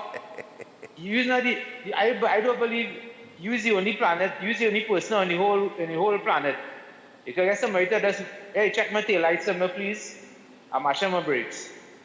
Right? Use the only person in Trinidad and Tobago. The other human beings are wrong. And everybody like to use their cell phone. Let's put your cell phone in the back of the car and press video or something, man. Like pretend you're doing a selfie. Yeah, that's all. All right. That's no excuse for that. Right, have a good morning. Cool, man. All right, we got to go to the break, get to set Viola board, but I'll tell you this, I'll tell you this. We got to hold up on the phone calls here. There are a lot of things we were talking about this during the break, the guys that are in the back. I said, you know, we don't do things that we're supposed to do with a vehicle, a lot of people. I remember my aunt, God rest her soul, Suzanne. Every morning, before Suzanne leave that, pull out of the yard with the vehicle, she used to open the bonnet, open the hood, and check the water, radiator, the water levels, the coolant level, the brakes fluid, the oil. She used to check every single thing before she leave. Right? And she'd put the car to idle for a little bit, get a little warm up and that kind of thing, right? I remember that. So that was our routine. Routine. I remember when I got my first vehicle, when she was still alive, she used to say, you don't check your water and thing on a morning. I just said, I had time for that. I just bounce the starter and I go on.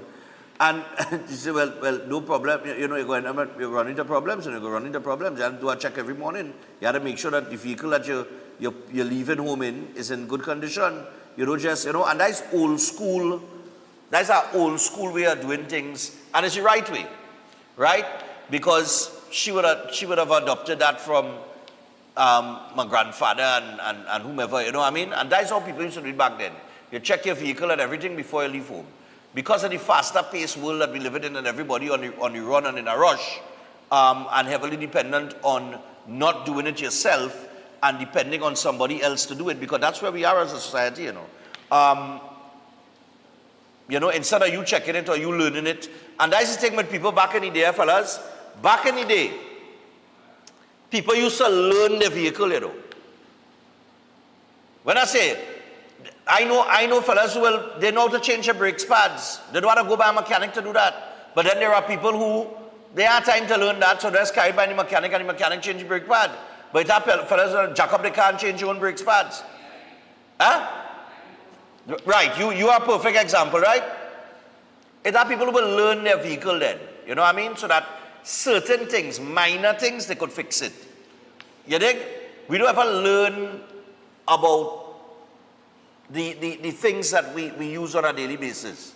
You know what I mean? But back in the day, people used to do that. You had to learn that vehicle. You had to learn everything about that vehicle. If you're shut down somewhere and you turn the key and you get a certain, you know, well, that is the alternator or is the battery or is something. You're not in no man's land now. That is how people used to approach things back then. We don't do that again. People don't do that again. You know what I mean? So when you leave home in the morning, before you leave home, put your car to idle, check your radiator water, check your oil levels, things like that. That is standard procedure. That is why when you go, like in the airport, fellas, before that plane take off, they have to check everything on that plane to make sure everything is working order. You understand? Why? Because people's lives at risk. If they don't, they're putting people's lives at risk. So until that plane properly checked, that plane not leaving the ground. You understand? And it's proper checks and balance. They don't make joke with that. But when it comes to drivers and it comes to the road, unfortunately, we don't do that. A lot of us don't do that. Right? That is why, according to the caller, now I don't know if his calculations are spot on, but if it is, because I think our concrete block could weigh around 30 pounds, it's because I have two home by me, right? And I have two 15-pound weights. So I will go and check it today, but it's more than 15 pounds, I know that for sure, right? So if our concrete block is weighing 30 pounds, and you have 200 of that in your 3-ton van, then you have 6 tons of bricks in your van, which is over, that means you overloaded the van. If that is the case, right? Now here's the problem. That's a regular practice in Trinidad and Tobago. That is irregular practice. You know why? Because when you load it up, The least of your concern is that the police will pull you over and check it and issue you a ticket. So in your mind, yeah, just load it up, man. Load up everything. Yeah, go take the weight. No frighten, man. And you just load up your van and you're gone. I ain't speaking specifically to the situation with the truck that went down the hill. I'm speaking in general now. That is a common practice. Anybody who cannot admit that is a liar. Anybody who could dispute that, you're a liar. People who do that on a daily basis, overload the vehicle. You understand? And unfortunately, this happens to a 9-year-old loses their life, plain innocently in the yard. You understand? So what are we supposed to do for that? What are we supposed to do for that? You understand? Now, increasing the fine may not deter, like I said yesterday, because fines have increased over time and people still break the law. So when the Prime Minister said we have become a lawless dump, how could you dispute that? If you raising the fines every so often, these traffic fines go up, and we're just talking about trafficking issues, and people still breaking the law, regardless of the fine going up, what does that tell you about the society you're living in? Not just naturally we are lawbreakers. It gone from 500 to 1,000. Look, I'm going to take a chance to this, and I'm going to break the law. And then when you get catch and you get fined $1,000, everybody else wicked except you ain't wicked. You ain't wicked to yourself. Everybody else's fault, never yours. You dig? That's the reality that we're living in. That's what we do. That's what we just do.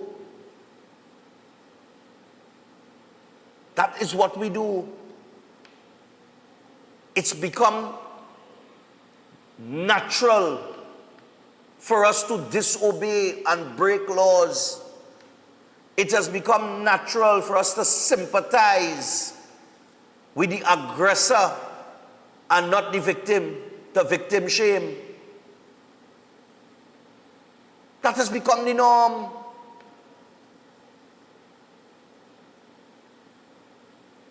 Defending wrongdoing is the order of the day. And you know why he's saying that? You didn't know why he's saying that?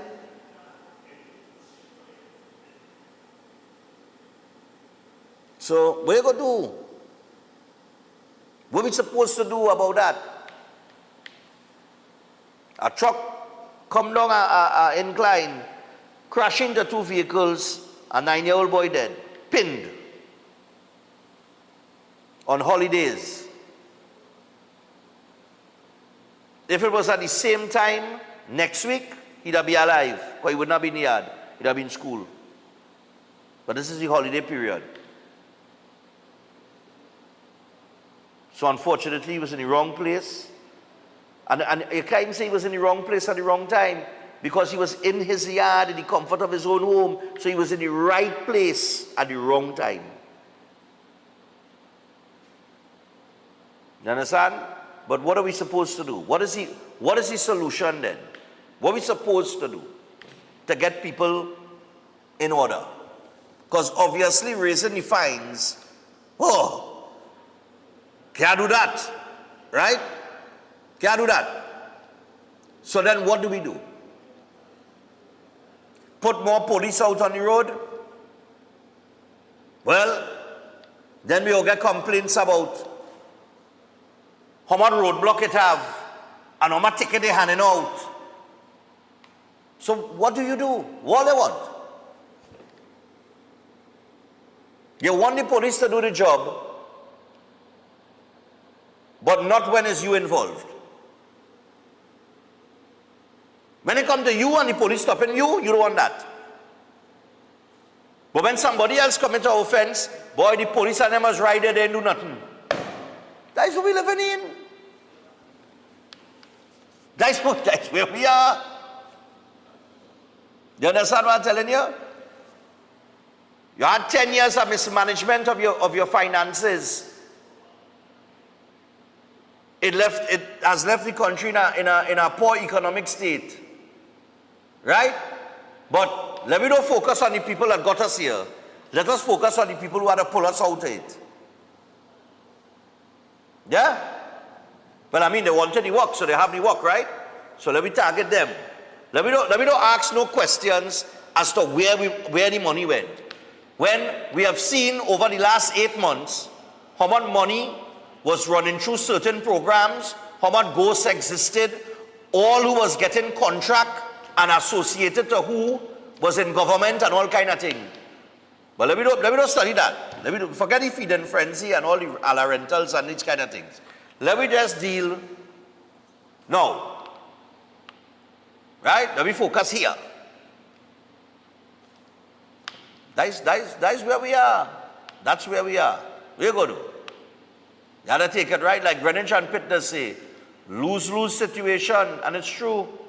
I remember when Greenwich was talking about the fella with the truck with the bucket in the back of the tray, and people criticize. I get a message on my phone, oh, Greenwich talking nonsense. What the bucket go do? Well, it doesn't do anything until it actually happens. And unfortunately, we wait for the worst to happen and then to say, you see?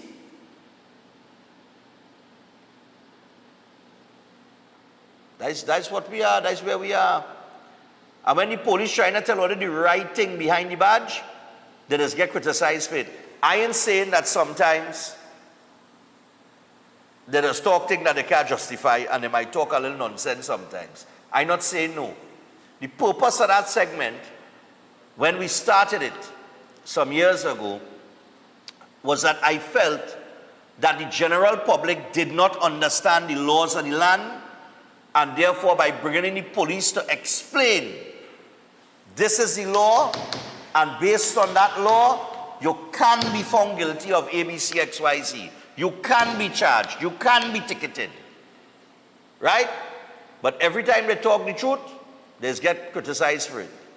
I have seen the messages, so I know. Sometimes we just get the calls. Like I said, I ain't saying that they don't talk nonsense sometimes. But a lot of the times, I have heard Greenwich and Pitt say things behind the badge and try to advise the public. Look how much time we say, stay away from purchasing things on social media. If you're going to make a social media purchase and the person really interested and they're honest, tell them meet you by a police station, they would not have no problem. Still, people going behind building and all kind of things to meet people from Kwaito that they don't know from Adam or Eve and get robbed. And it's like I said yesterday, unfortunately, we will continue to exist in a society of stupidity and ignorance. That's where we are. That's what we exist in, stupidity and ignorance. And it is the stupid and the ignorant that keep back the entire society from progressing. And unfortunately, it's allowed to happen that way. So, people have to make up their mind what they want. That's all. Seth Viola Board is coming up next. Let me remind you about Seth. He has the Holistic Health Clinic. And of course, you could check out Seth to reverse those diseases instead of managing them. And it's drug-free, supplement-free root cause healing through nutritional therapy.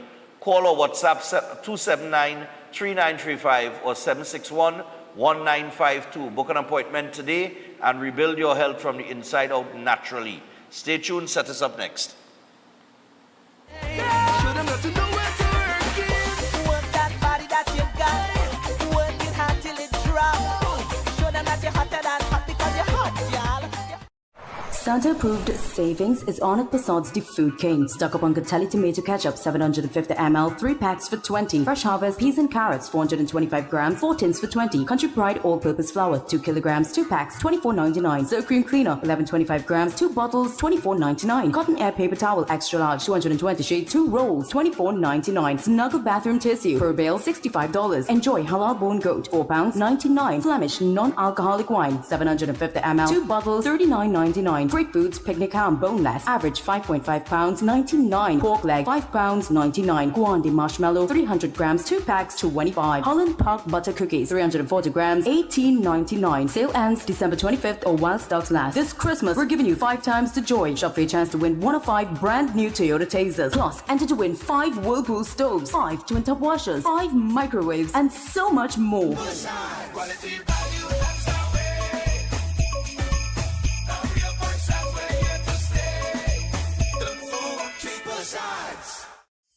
Ostomy care is a unique and intimate condition that can seem challenging for individuals afflicted by it. At Better Life Ostomy Care, they understand and offer a wide range of products and services that will allow ostomates to lead a better life. From colostomy and urostomy pouches, paste and powders, antibacterial wipes, Brava strips, deodorants, gloves, gauze, bed liners, and much, much more. They also have RN care available for ostomy home care with affordable starter packages. No need to look for nurse or supply, everything is just a phone call away. Better Life Ostomy Care is located at number 4 Mosque Street, Caroni. You can call them at 308-6709 or 472-5878 or visit their website at www.betterlifeostomycareTT.com to find out more about their offerings. You can also write to them at betterlifeostomycareTT@gmail.com or find them on Facebook. Better Life Ostomy Care, servicing ostomates with a better quality of life. Welcome to Caribbean Tourist Villa, your home away from home in the heart of Port of Spain. With over 25 years of trusted hospitality, Caribbean Tourist Villa has been a reliable choice for both business professionals and vacationers. Our guest rooms are thoughtfully equipped with all the essentials for a relaxing and productive stay, and our tranquil pool area is perfect for relaxation after a busy day. We've created the ideal space for you to relax, recharge, and enjoy. Give us a call to book your stay today. Concerned about the safety and security of your property? Then look no further. At Electromatic Gate Systems, they specialize in fabrication of gates, fencing, and much more. They also provide remote control access for sliding and swing gates and garage doors for residential, commercial, and industrial use. Have a design in mind? They can fabricate and motorize it into reality. Why choose them? They supply Italian-made motors backed by 10 years warranty, and you can ask about their lifetime warranty packages. Electromatic Gate Systems remains the sole authorized distributor for ProfoundNet throughout the Caribbean. Don't compromise your security. Contact them today at 333-GATE. That is 333-4283. Find them on Google, Facebook, Instagram, and TikTok, or visit their website at www.electromaticgates.com. Their team is standing by to assist. Attention builders, farmers, and homeowners. Murphy's Hardware, Agro and Pet Supplies, located at Racecourse Road, Arima, O'Mara Road South, has everything you're looking for at the most competitive prices. The hardware division has everything by way of construction, from foundation to roofing supplies, plumbing, and electrical. A wide selection of hand and power tools, and so much more. The Agro and Pet Supplies division carries from feed to fertilizers, agro tools, pet foods, and supplies, along with a range of gadgets for the home and garden. They are authorized dealers for STIHL and are open every day. Murphy's Hardware, Agro, and Pet Supplies has got what you need to get the job done without breaking your budget. Give them a call at 793-2497, 471-0249, or 743-5572, or visit them at Racecourse Road, Arima, O'Mara Road South. Follow us on Instagram and Facebook. Air conditioning problems? Then look no further. A&K Air Conditioning Supplies offers you an easy solution for all your automotive, commercial, and domestic air conditioning needs. With 2 convenient locations to serve you, A&K Air Conditioning Supplies offers you an extensive range of parts and services, including pressure test kits, refrigerator parts, front and rear evaporators for maxi taxis. They also cater for both foreign and local automobile models like Kia, Hyundai, Honda, Nissan, and more. So pay them a visit today at either of their 2 locations. Number 36 Alfonso Street, Sangre Grande. Phone 784-2707 or 386-5700. And number 133 Corner Roland Street and Bonaventure Main Road, Gasparillo. Phone 312-2245 or 782-9720. Tired of the daily school run? Say hello to Open Minds Education, your 100% online school built for life in the Caribbean. From preschool to secondary, they've got your child covered. Anytime, anywhere, no traffic, no textbooks, no hidden fees. Just smart, flexible learning with real teachers who care. It takes a village to raise a child, and Open Minds, they are that village. Learn today, lead tomorrow. Call or WhatsApp 868-388-6635 or visit openminds.education to register. Is your life stuck in the same struggles again and again? Pandith Bhargav helps remove negative energy, solve love problems, fix marriage disputes, clear financial stress, and stabilize job and business issues. With accurate psychic, palm, and horoscope readings, he guides you toward the right path. His powerful 30-minute session brings quick relief and clear direction. Take the first step today. Call +1 868-347-2350. Welcome to Car City Trading, your #1 supply of brand new Korean auto parts. Come on down to lot number 78 Bamboo Settlement number 2 Valsain between the hours of 8 a.m. and 5 p.m. Monday to Friday and 8 a.m. to 2 p.m. on Saturday to get your Hyundai and Kia vehicular needs. Car City Trading has everything your vehicle needs, from a brand new head and blocks to engine parts, transmissions, suspension parts, body parts, electrical parts, braking system, AC system, even the smallest sensor and much more. WhatsApp us today at 704-2246 or call us at 645-2603 and let us be your car parts solution. Be sure to find us on Facebook, Instagram and TikTok and look out for our monthly deals and promotions. Car City Trading, quality products at unbeatable prices. Hey friends, this is Blaze and I'm urging you guys to go out and purchase a ticket for QRC's 3-car raffle. It's a great raffle, so go get those tickets now and support the QRC.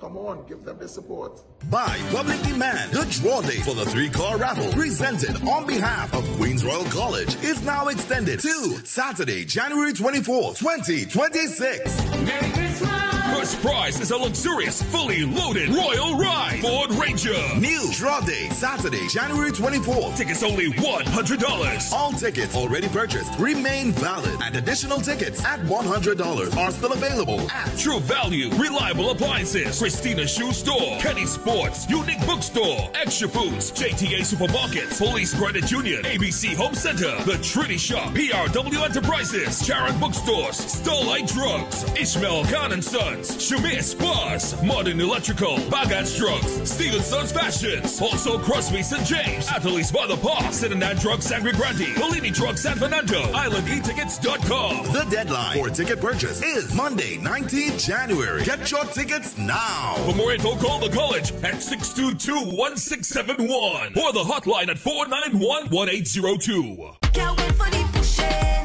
You're making it hot, hot. I just want your pushes. I love the pushing. Can't wait for the pushing. You're making it hot. All right, so we're back on Breaking Dawn, people. We're just about 7:59 for the next 10 minutes. We're going to be joined by Seth Wyola aboard.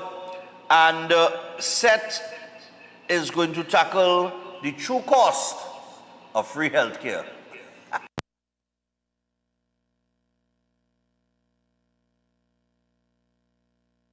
GTV and all of our viewers internationally, regionally, and locally. All right. So this morning, the cost of free healthcare. Now, the reason why I decide to do this particular topic, it has to do with a comment that I've gotten often, especially under my ads and so forth, or when people call, they might say, well, why is the one-time consultation, re-education session, why is the cost $1,000? They find it's too expensive. But before I even talk about the cost, we need to be clear about what the session actually is. What most people are unaware of, it is not just a short appointment to tell somebody they have a problem. In fact, people come into me, they come into me because they already know they have a problem. They are already sick, right? So what they do not know is what actually caused the problem and what specifically needs to be corrected for the body to recover, all right? So the consultation and re-education session, emphasis on the re-education. It identifies the root cause of the condition, it explains how it developed, and it lays out exactly what needs to change to reverse the process. Right. So it is corrective, not just informative, all right? And that distinction matters, and it matters in a big way. So the real question is not whether $1,000 is a lot of money.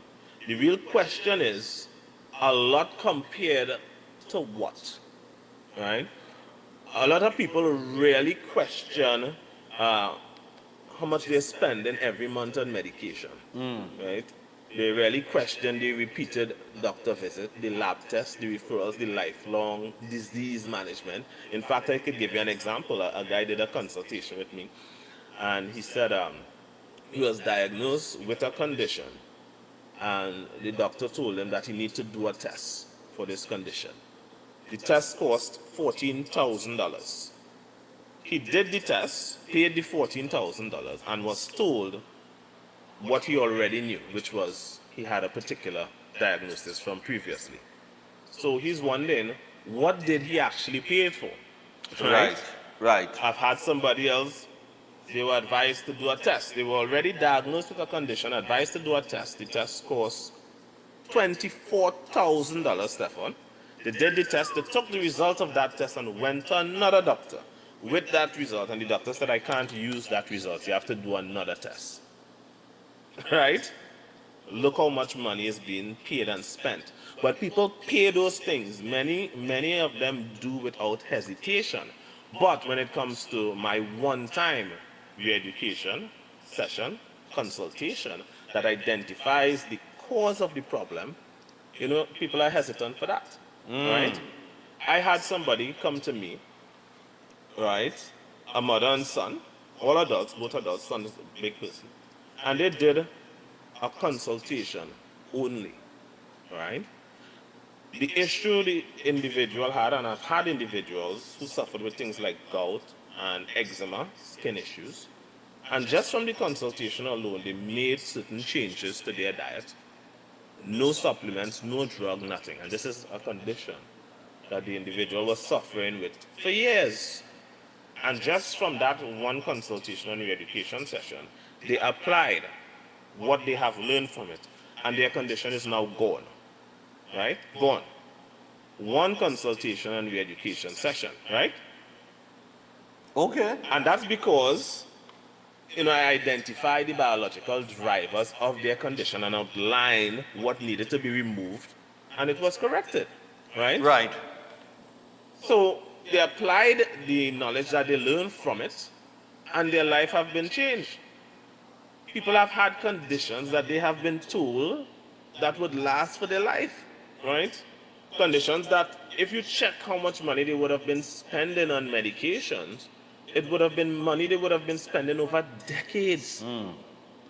And when the cost conversation, when we look at that, the cost conversation start to look very different now. Yeah. Right? A gentleman came to me, I think it was January of this year. I believe it was January of this year. And he did a consultation with me. He called me back in February, because it was early January. He called me back in February and said, when I came to you, he said, I was diabetic. And he said, notice the word I used. Was I that? was diabetic, yeah.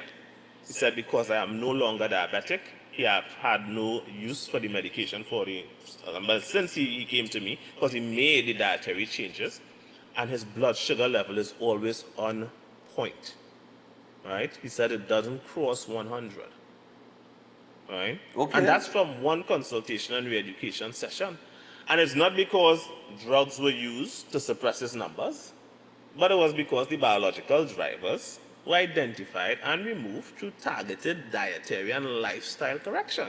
Right. So, again, people would ask, one-time consultation and re-education session is too expensive, but I would ask too expensive compared to what? What? Yeah. Right? That is what people have to ask.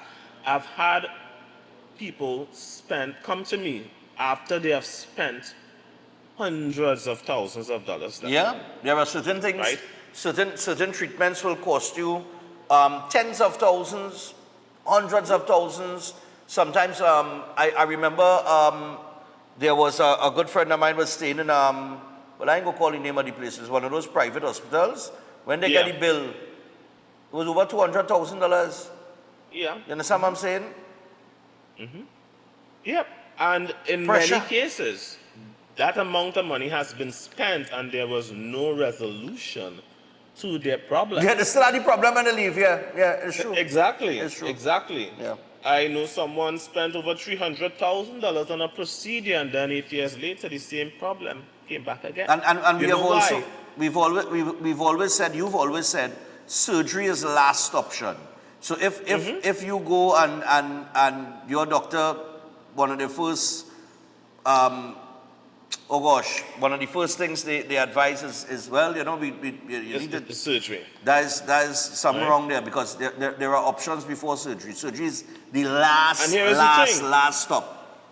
And here's the thing, if somebody has an aggressive condition, let's say they have an aggressive form of cancer where surgery is needed, you still need nutritional therapy along with that procedure in order to help the body to heal correctly. Because again, it still hasn't dealt with what caused the problem. Correct. So you do the surgery, but you haven't dealt with the root cause. What's going to happen? All you did was remove, let's say you had a hysterectomy. So you remove the wound, right? That is not a fix. You just remove the organ that was being affected, so now you're going to have some hormonal imbalances and other issues that are going to come along with that. And here is the thing, because the root cause wasn't addressed, you're going to get another organ, another area of the body that is going to malfunction because, again, root cause haven't been addressed. Yeah. Right? Yeah. And we also have the aspect now with the free healthcare system. We have gotten used to this free medication and free healthcare, right? And over time, that has changed how people perceive disease. When symptoms are controlled and access to the medications and these procedures become easy, people begin to believe the problem is resolved, and the problem isn't. Right? But we have to understand that symptom control is not disease reversal. Right? These are two very totally different things. Not because your symptoms are controlled, it means that your disease is reversed. Yeah. And people need to understand that. Yeah. And since the expansion, and I believe I mentioned this before, the expansion of the Chronic Disease Assistance Program, CDAP, right? Where access to medication has become free, right? People access to the medication have improved, yes, but the outcomes did not improve in parallel. And what I mean by that is, now people have free access to these medications for these chronic illnesses. But has the chronic illnesses declined? They haven't. Non-communicable diseases have increased, not decreased, because people get that false sense of security. Yeah. All right? And because they have easy access to these medications, nobody is focusing on root cause, because I could go and take a pill. And remember, they play a numbers game. It's a numbers game. So everybody less looking at the numbers. Oh, my readings are good today, right? But medication just simply suppresses symptoms. It does not remove the cause. So while symptoms are being masked, the underlying biological damage continues quietly below the surface. And this is why people would be feeling stable for years, and then suddenly they start to deteriorate. And I see that all the time. People come to me and they'll say things like, I haven't been sick my whole life. And they're thinking because they haven't been sick their whole life, right, that this issue that they're having now is something that it just did that caused it, not knowing it's things that they have been doing throughout their lifetime that accumulated and caused that problem. And I've had people come to me with autoimmune conditions, right? And they are now off medications, no flare-up, no inflammatory markers, the inflammatory markers back to the normal range. And Right. it's not because the immune system was suppressed with any medications, you know. It was because the inflammatory low-driving conditions was removed, right?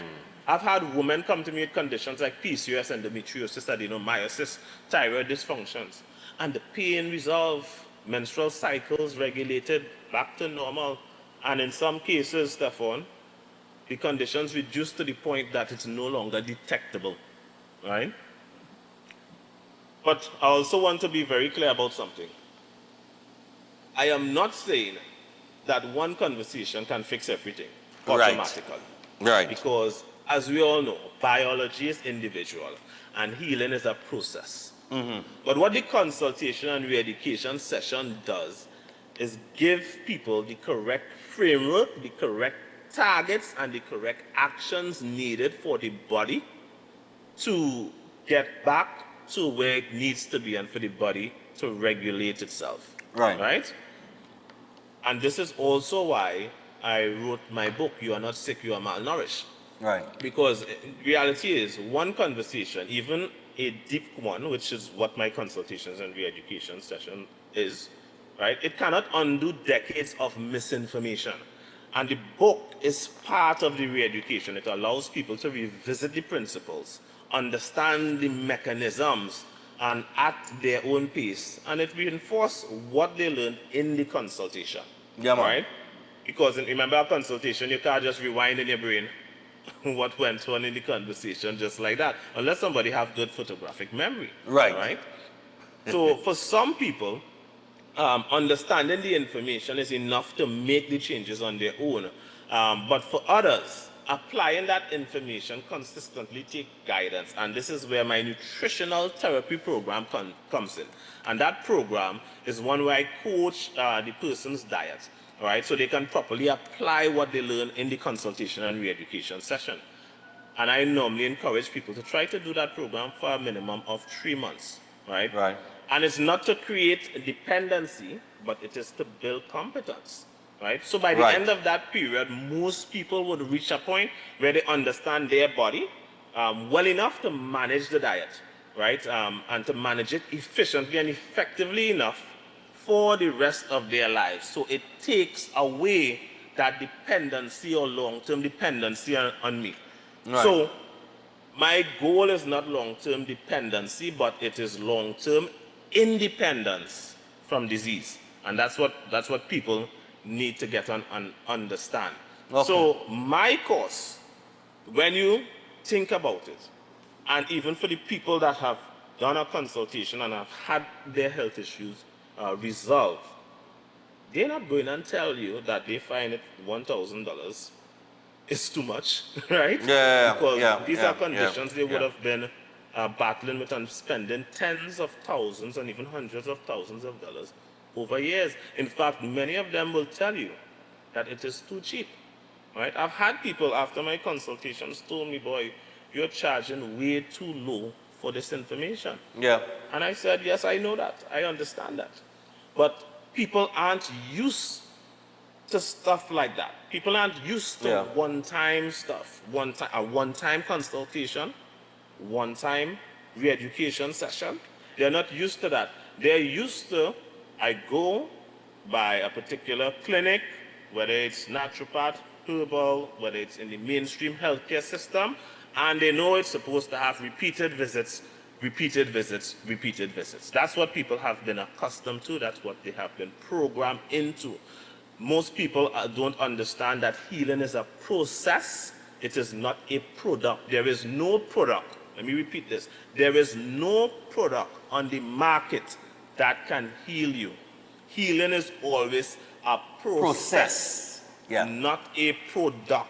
There is no product that can heal. Your body heals, right?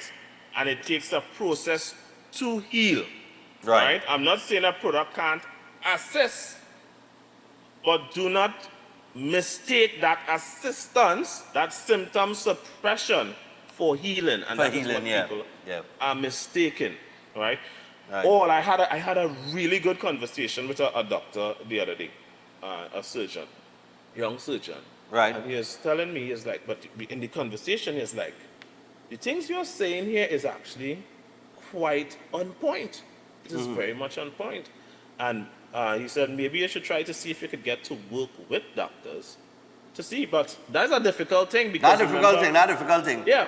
That's a very difficult thing. It's a difficult thing. We out of time, but I gotta say, when I say we out of time, I just want to shift the attention away from the topic at hand, because I think you made the point. And I just want to steer it in the direction of the new year, and the new year is coming.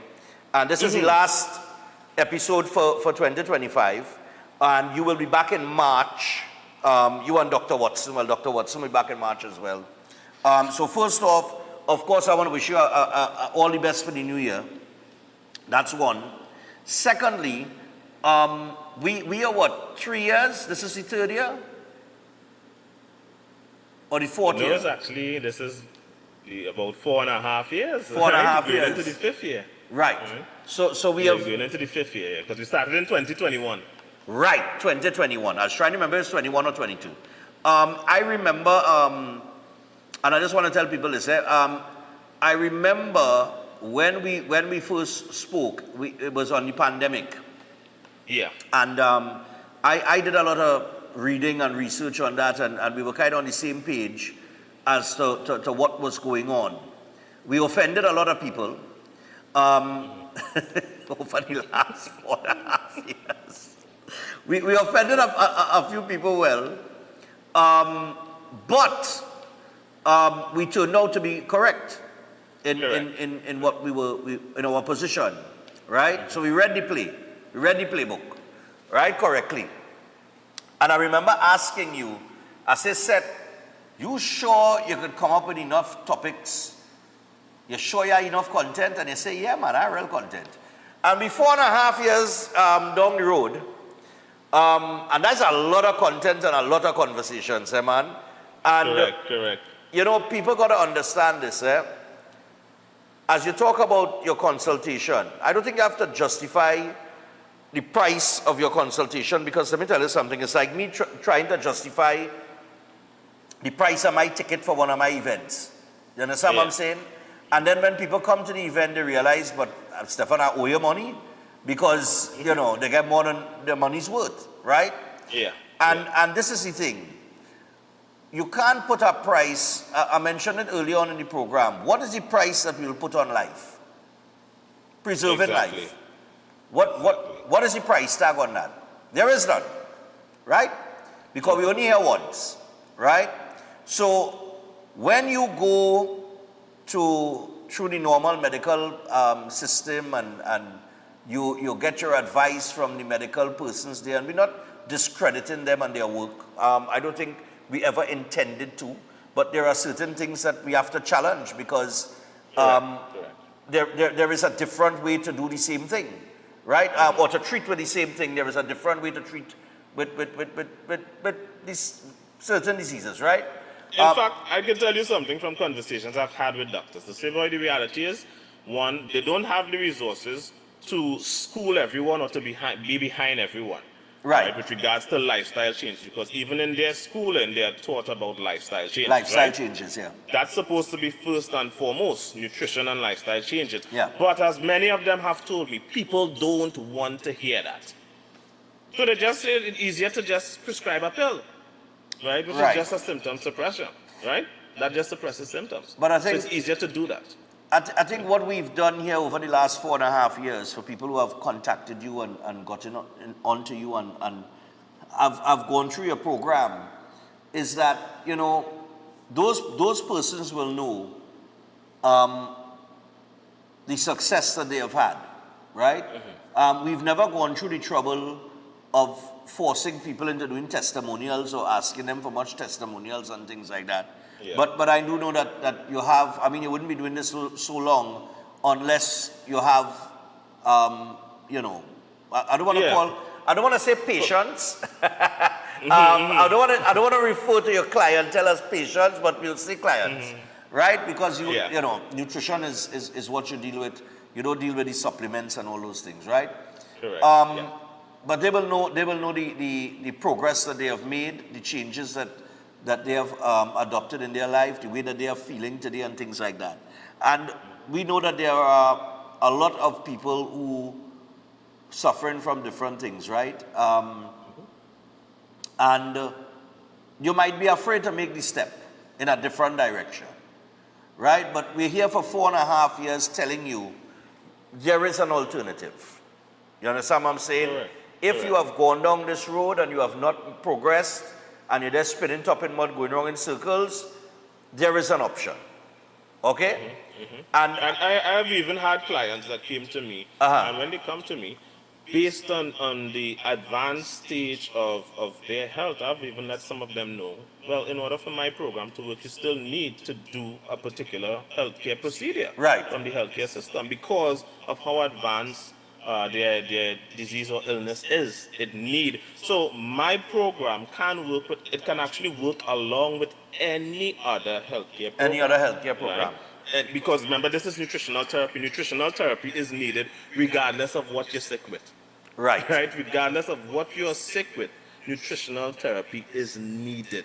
Right. And people think of it as an option, but it is supposed to be. It's supposed to be the first like foundational rule, right, with regards to trying to heal. Nutritional therapy. Anything else has to come on top of that, all alongside it. Right. In many cases, nutritional therapy can work by itself, but based on how advanced somebody's illness is, it has to work alongside, or other procedures have to come on top of it. All right. But it's still needed. Well, Seth, I want to thank you for this morning and this year, and we will see you in March. So all the best for the new year, my brother.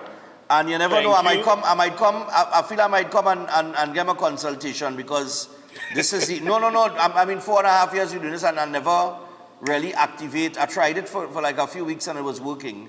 And then, you know, I mean, I kind of think off it. I really wanted to get my father involved and then, you know, I just didn't have the, and I always regret that, you know, I always feel like, you know, if I'd make that time, you know, he'd be back on his feet and good again and, you know, might still be around and that kind of thing. But I'm not in control of what God's plan is. So I might think so, but that may not have been the case. And I have to, you know, live with those things and hope that, you know, it is what it is and that is how it was supposed to be. But for me, myself, and I think I will check you in the new year and we'll have a conversation, man. All right? Good. But I look forward to it. In the new year, some of my topics, because I don't think I've ventured into addressing viruses. So I'm going a little bit more into viruses. In the new year, because I haven't dealt with that since the past 4.5 years. Yeah. All right. Well, thanks a lot, my brother. Enjoy the new year. Thanks for having me. No problem, man. Take care. Be safe. Yep. That's Seth Waiula board on the inside, man. Seth 4.5 years, but that has flown. That flew. That would have been just about a year before. It would have been on a year. And yeah, after that year, my father passed away. And my father passed away in 2022. He came on in 2021. You know? And, you know, there are a lot of things what I know now, if I knew it then, I would have made some other moves and different decisions. But, you know, I could only go based on what I knew at the time, you know what I mean? But anyway, we got some birthdays, and then we got a break, and then we'll wrap things up. Let's get to the birthdays, gentlemen. I see we have 12 of them. So we got to say happy birthday going on to Claudette Narine, coming on from husband Wilfred, children Sean, Shane, daughter-in-law Petal, grandson Zane, and other family members. Enjoy another year added to your life with blessings. Happy birthday going on to Claudette. Also, happy birthday greetings going on to cousin Andy Diljon. He is differently abled. He's a huge fan of the program and he never misses the morning show. He often repeats some of the things that I say. The shout out is coming from his mom, Zarina, also Craig, Olenis, Jasmine, Marlene, and Kaylee. All right, so big up yourself, Andy. Nice man. And they say there's repeating us. Yes, oh God, Andy, don't repeat everything. I won't get in trouble. Also, happy birthday going out to Justin Bisessa of Queens, New York. His birthday is today, and this is coming from Papa John and Grandma Pat, aunties Janicia and Janita, and cousins Amrita, Lucky the Human Dog, and Bella the Cat. Thank you, Stefan, and all the best for a bright and successful 2026 to you, your family, and crew. Thanks for always indulging us. No problem at all. Happy birthday, Justin. Happy birthday going out to Grandpa Rashid and Roshan. All right, we are so grateful to have you both filling our lives with laughter, wishing you a day filled with love and happiness, and may the year ahead be kind and full of blessings from your twins, Rosalie and Roselle. Nice. Easy. Same day, no? Papa, yo. Also, belated birthday greetings going out to Marian Timal, who celebrated her birthday on Sunday. This is coming from a loving husband, Lakan Timal. So, Marian, happy birthday to you. No? Oh yeah, that's, okay, all right, yeah. Marian is actually, there's a second photo with Marian alone. This one is with the whole family. We don't know who the hell is Marian there. That is Marian. Thank you. Amen. Oh, God. Hey, I tell you. All right. Where are we? Right. Nice. We're going again. Good morning, Stefan. Sending belated birthday blessings to Kishore Bagwandin, who celebrated her birthday on Saturday. Who celebrated his birthday on Saturday, 27th of December. We wish him God's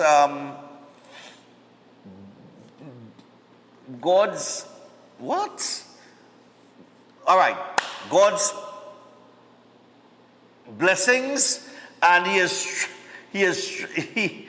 strong, he is precious, and he is deeply loved. Let your life sparkle with more love. Let it brighten up with beautiful dreams. We love you to the moon and back. And this is coming from his wife, Monica, his children, Lisa, Richard, and Rory, and his grandchildren, Seth, Rossan, Raquel Faith, and Aidan, his son-in-law. Reverend Richard, his daughter-in-law, Cecilia, and happy birthday to you, Kishore. Oh boy, they type that kind of, Anyway, here we go. Morning, Stefan would like this time to wish my daughter a happy 11th birthday.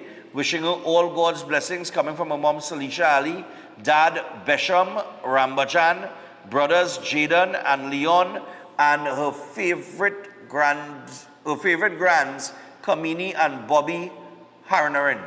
All right? So, happy birthday to you. Happy birthday to you, daughter. Salisha Ali's daughter. We didn't get the name, you know. All right. Yeah. Sometimes they forget, you know. Happy 71st birthday going on to Russell the Zeba Fonset on December the 30th today.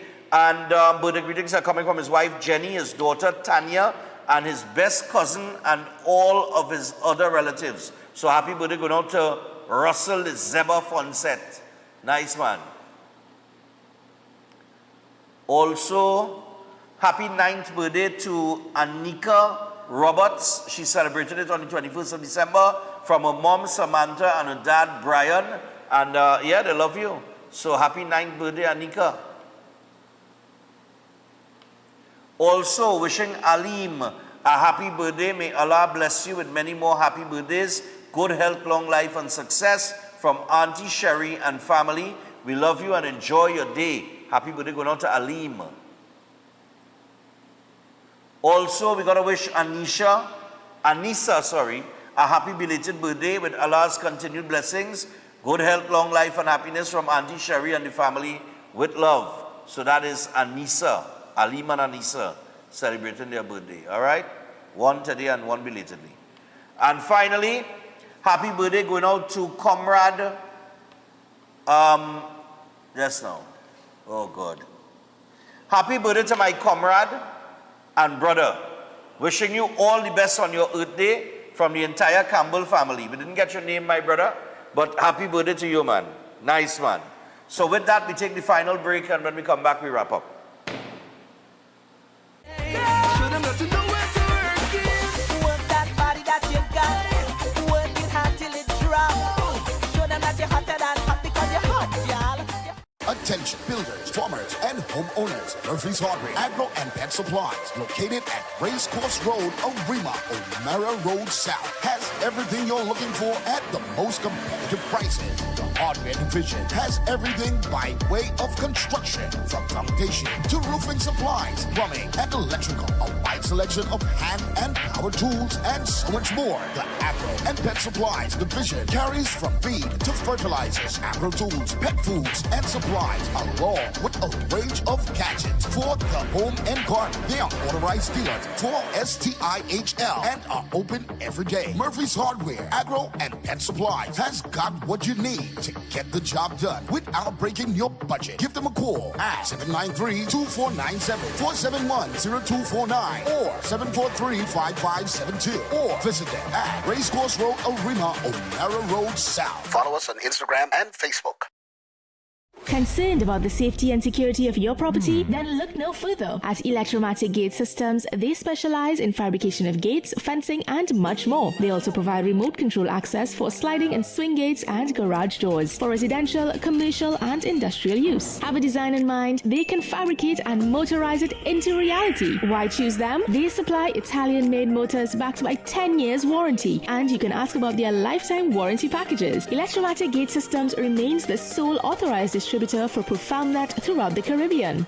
Don't compromise your security. Contact them today at 333-GATE, that is 333-4283. Find them on Google, Facebook, Instagram, and TikTok, or visit their website at www.electromaticgates.com. Their team is standing by to assist.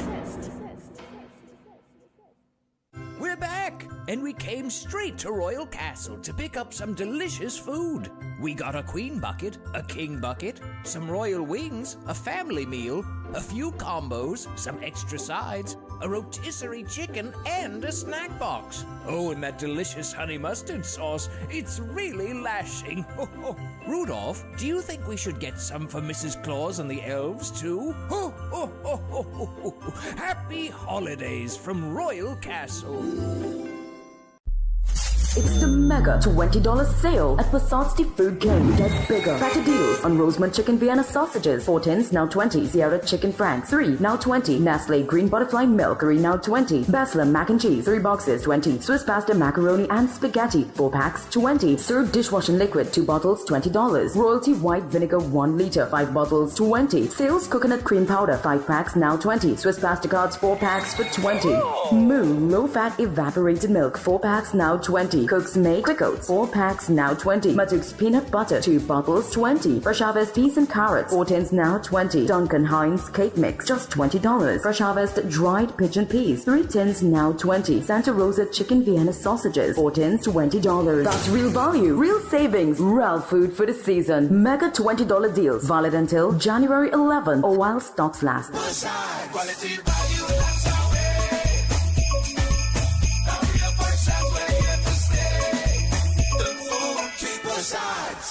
If you're planning an event, make us your first option. At Reality of a Dream, we can make your event memorable. We can assist in planning your corporate functions, moderate gatherings, family occasions, christenings, and more. We also cater for weddings and other special occasions. Our newly renovated venue includes a majestic entryway, which takes you along a path to a fantastic indoor facility which can accommodate up to 80 dining guests. A recently completed, fully air-conditioned, beautifully designed wing, which maintains the theme and flow of Reality of a Dream, adds 30 extra seats for dining guests. In total, We can now seat a total of 110 dining guests. Come see for yourself the splendor that awaits you. Walk along the path and make your way to the breathtaking, well-maintained swimming pool and gazebo, and also the entire grounds of Reality of a Dream. We've also updated the Dream Suite, which comes with all modern conveniences, where guests can enjoy the feeling of an exquisite retreat overlooking the entire area. Reality of a Dream caters to professional events.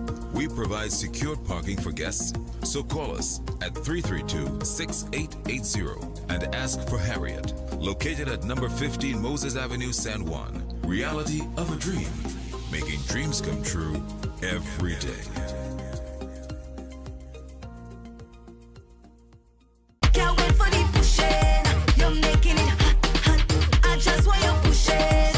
I love the pushing. Can't wait for the pushing. You're making it hot. All right, people, so that's it for today, Tuesday. Tomorrow we wrap things up for the year.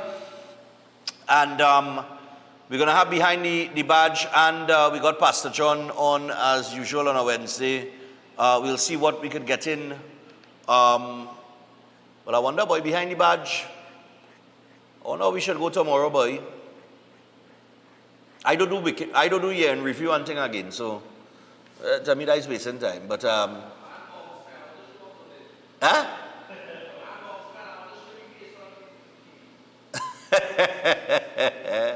But this was a very interesting year. We'll have some, I know we'll take some calls and get some of your memories for the year 2025. But we might have the two segments tomorrow indeed. Or maybe I'll just touch base with Greenwich for a short bit. And, not for too long, maybe a little 10 minutes. Because we're going into the new year. Behind the Badge will be part of the program. As it has been for a few years as well. So I'll make up my mind during the course of the day with that, because I don't plan things too far ahead, right? So, but we try to stay a few steps ahead of the competition, but I don't plan things like a week in advance and all that kind of thing. Anyway, until tomorrow, people have a great day, and we'll be back to end the year tomorrow. Stay safe. Good morning. Welcome to Breaking Dawn.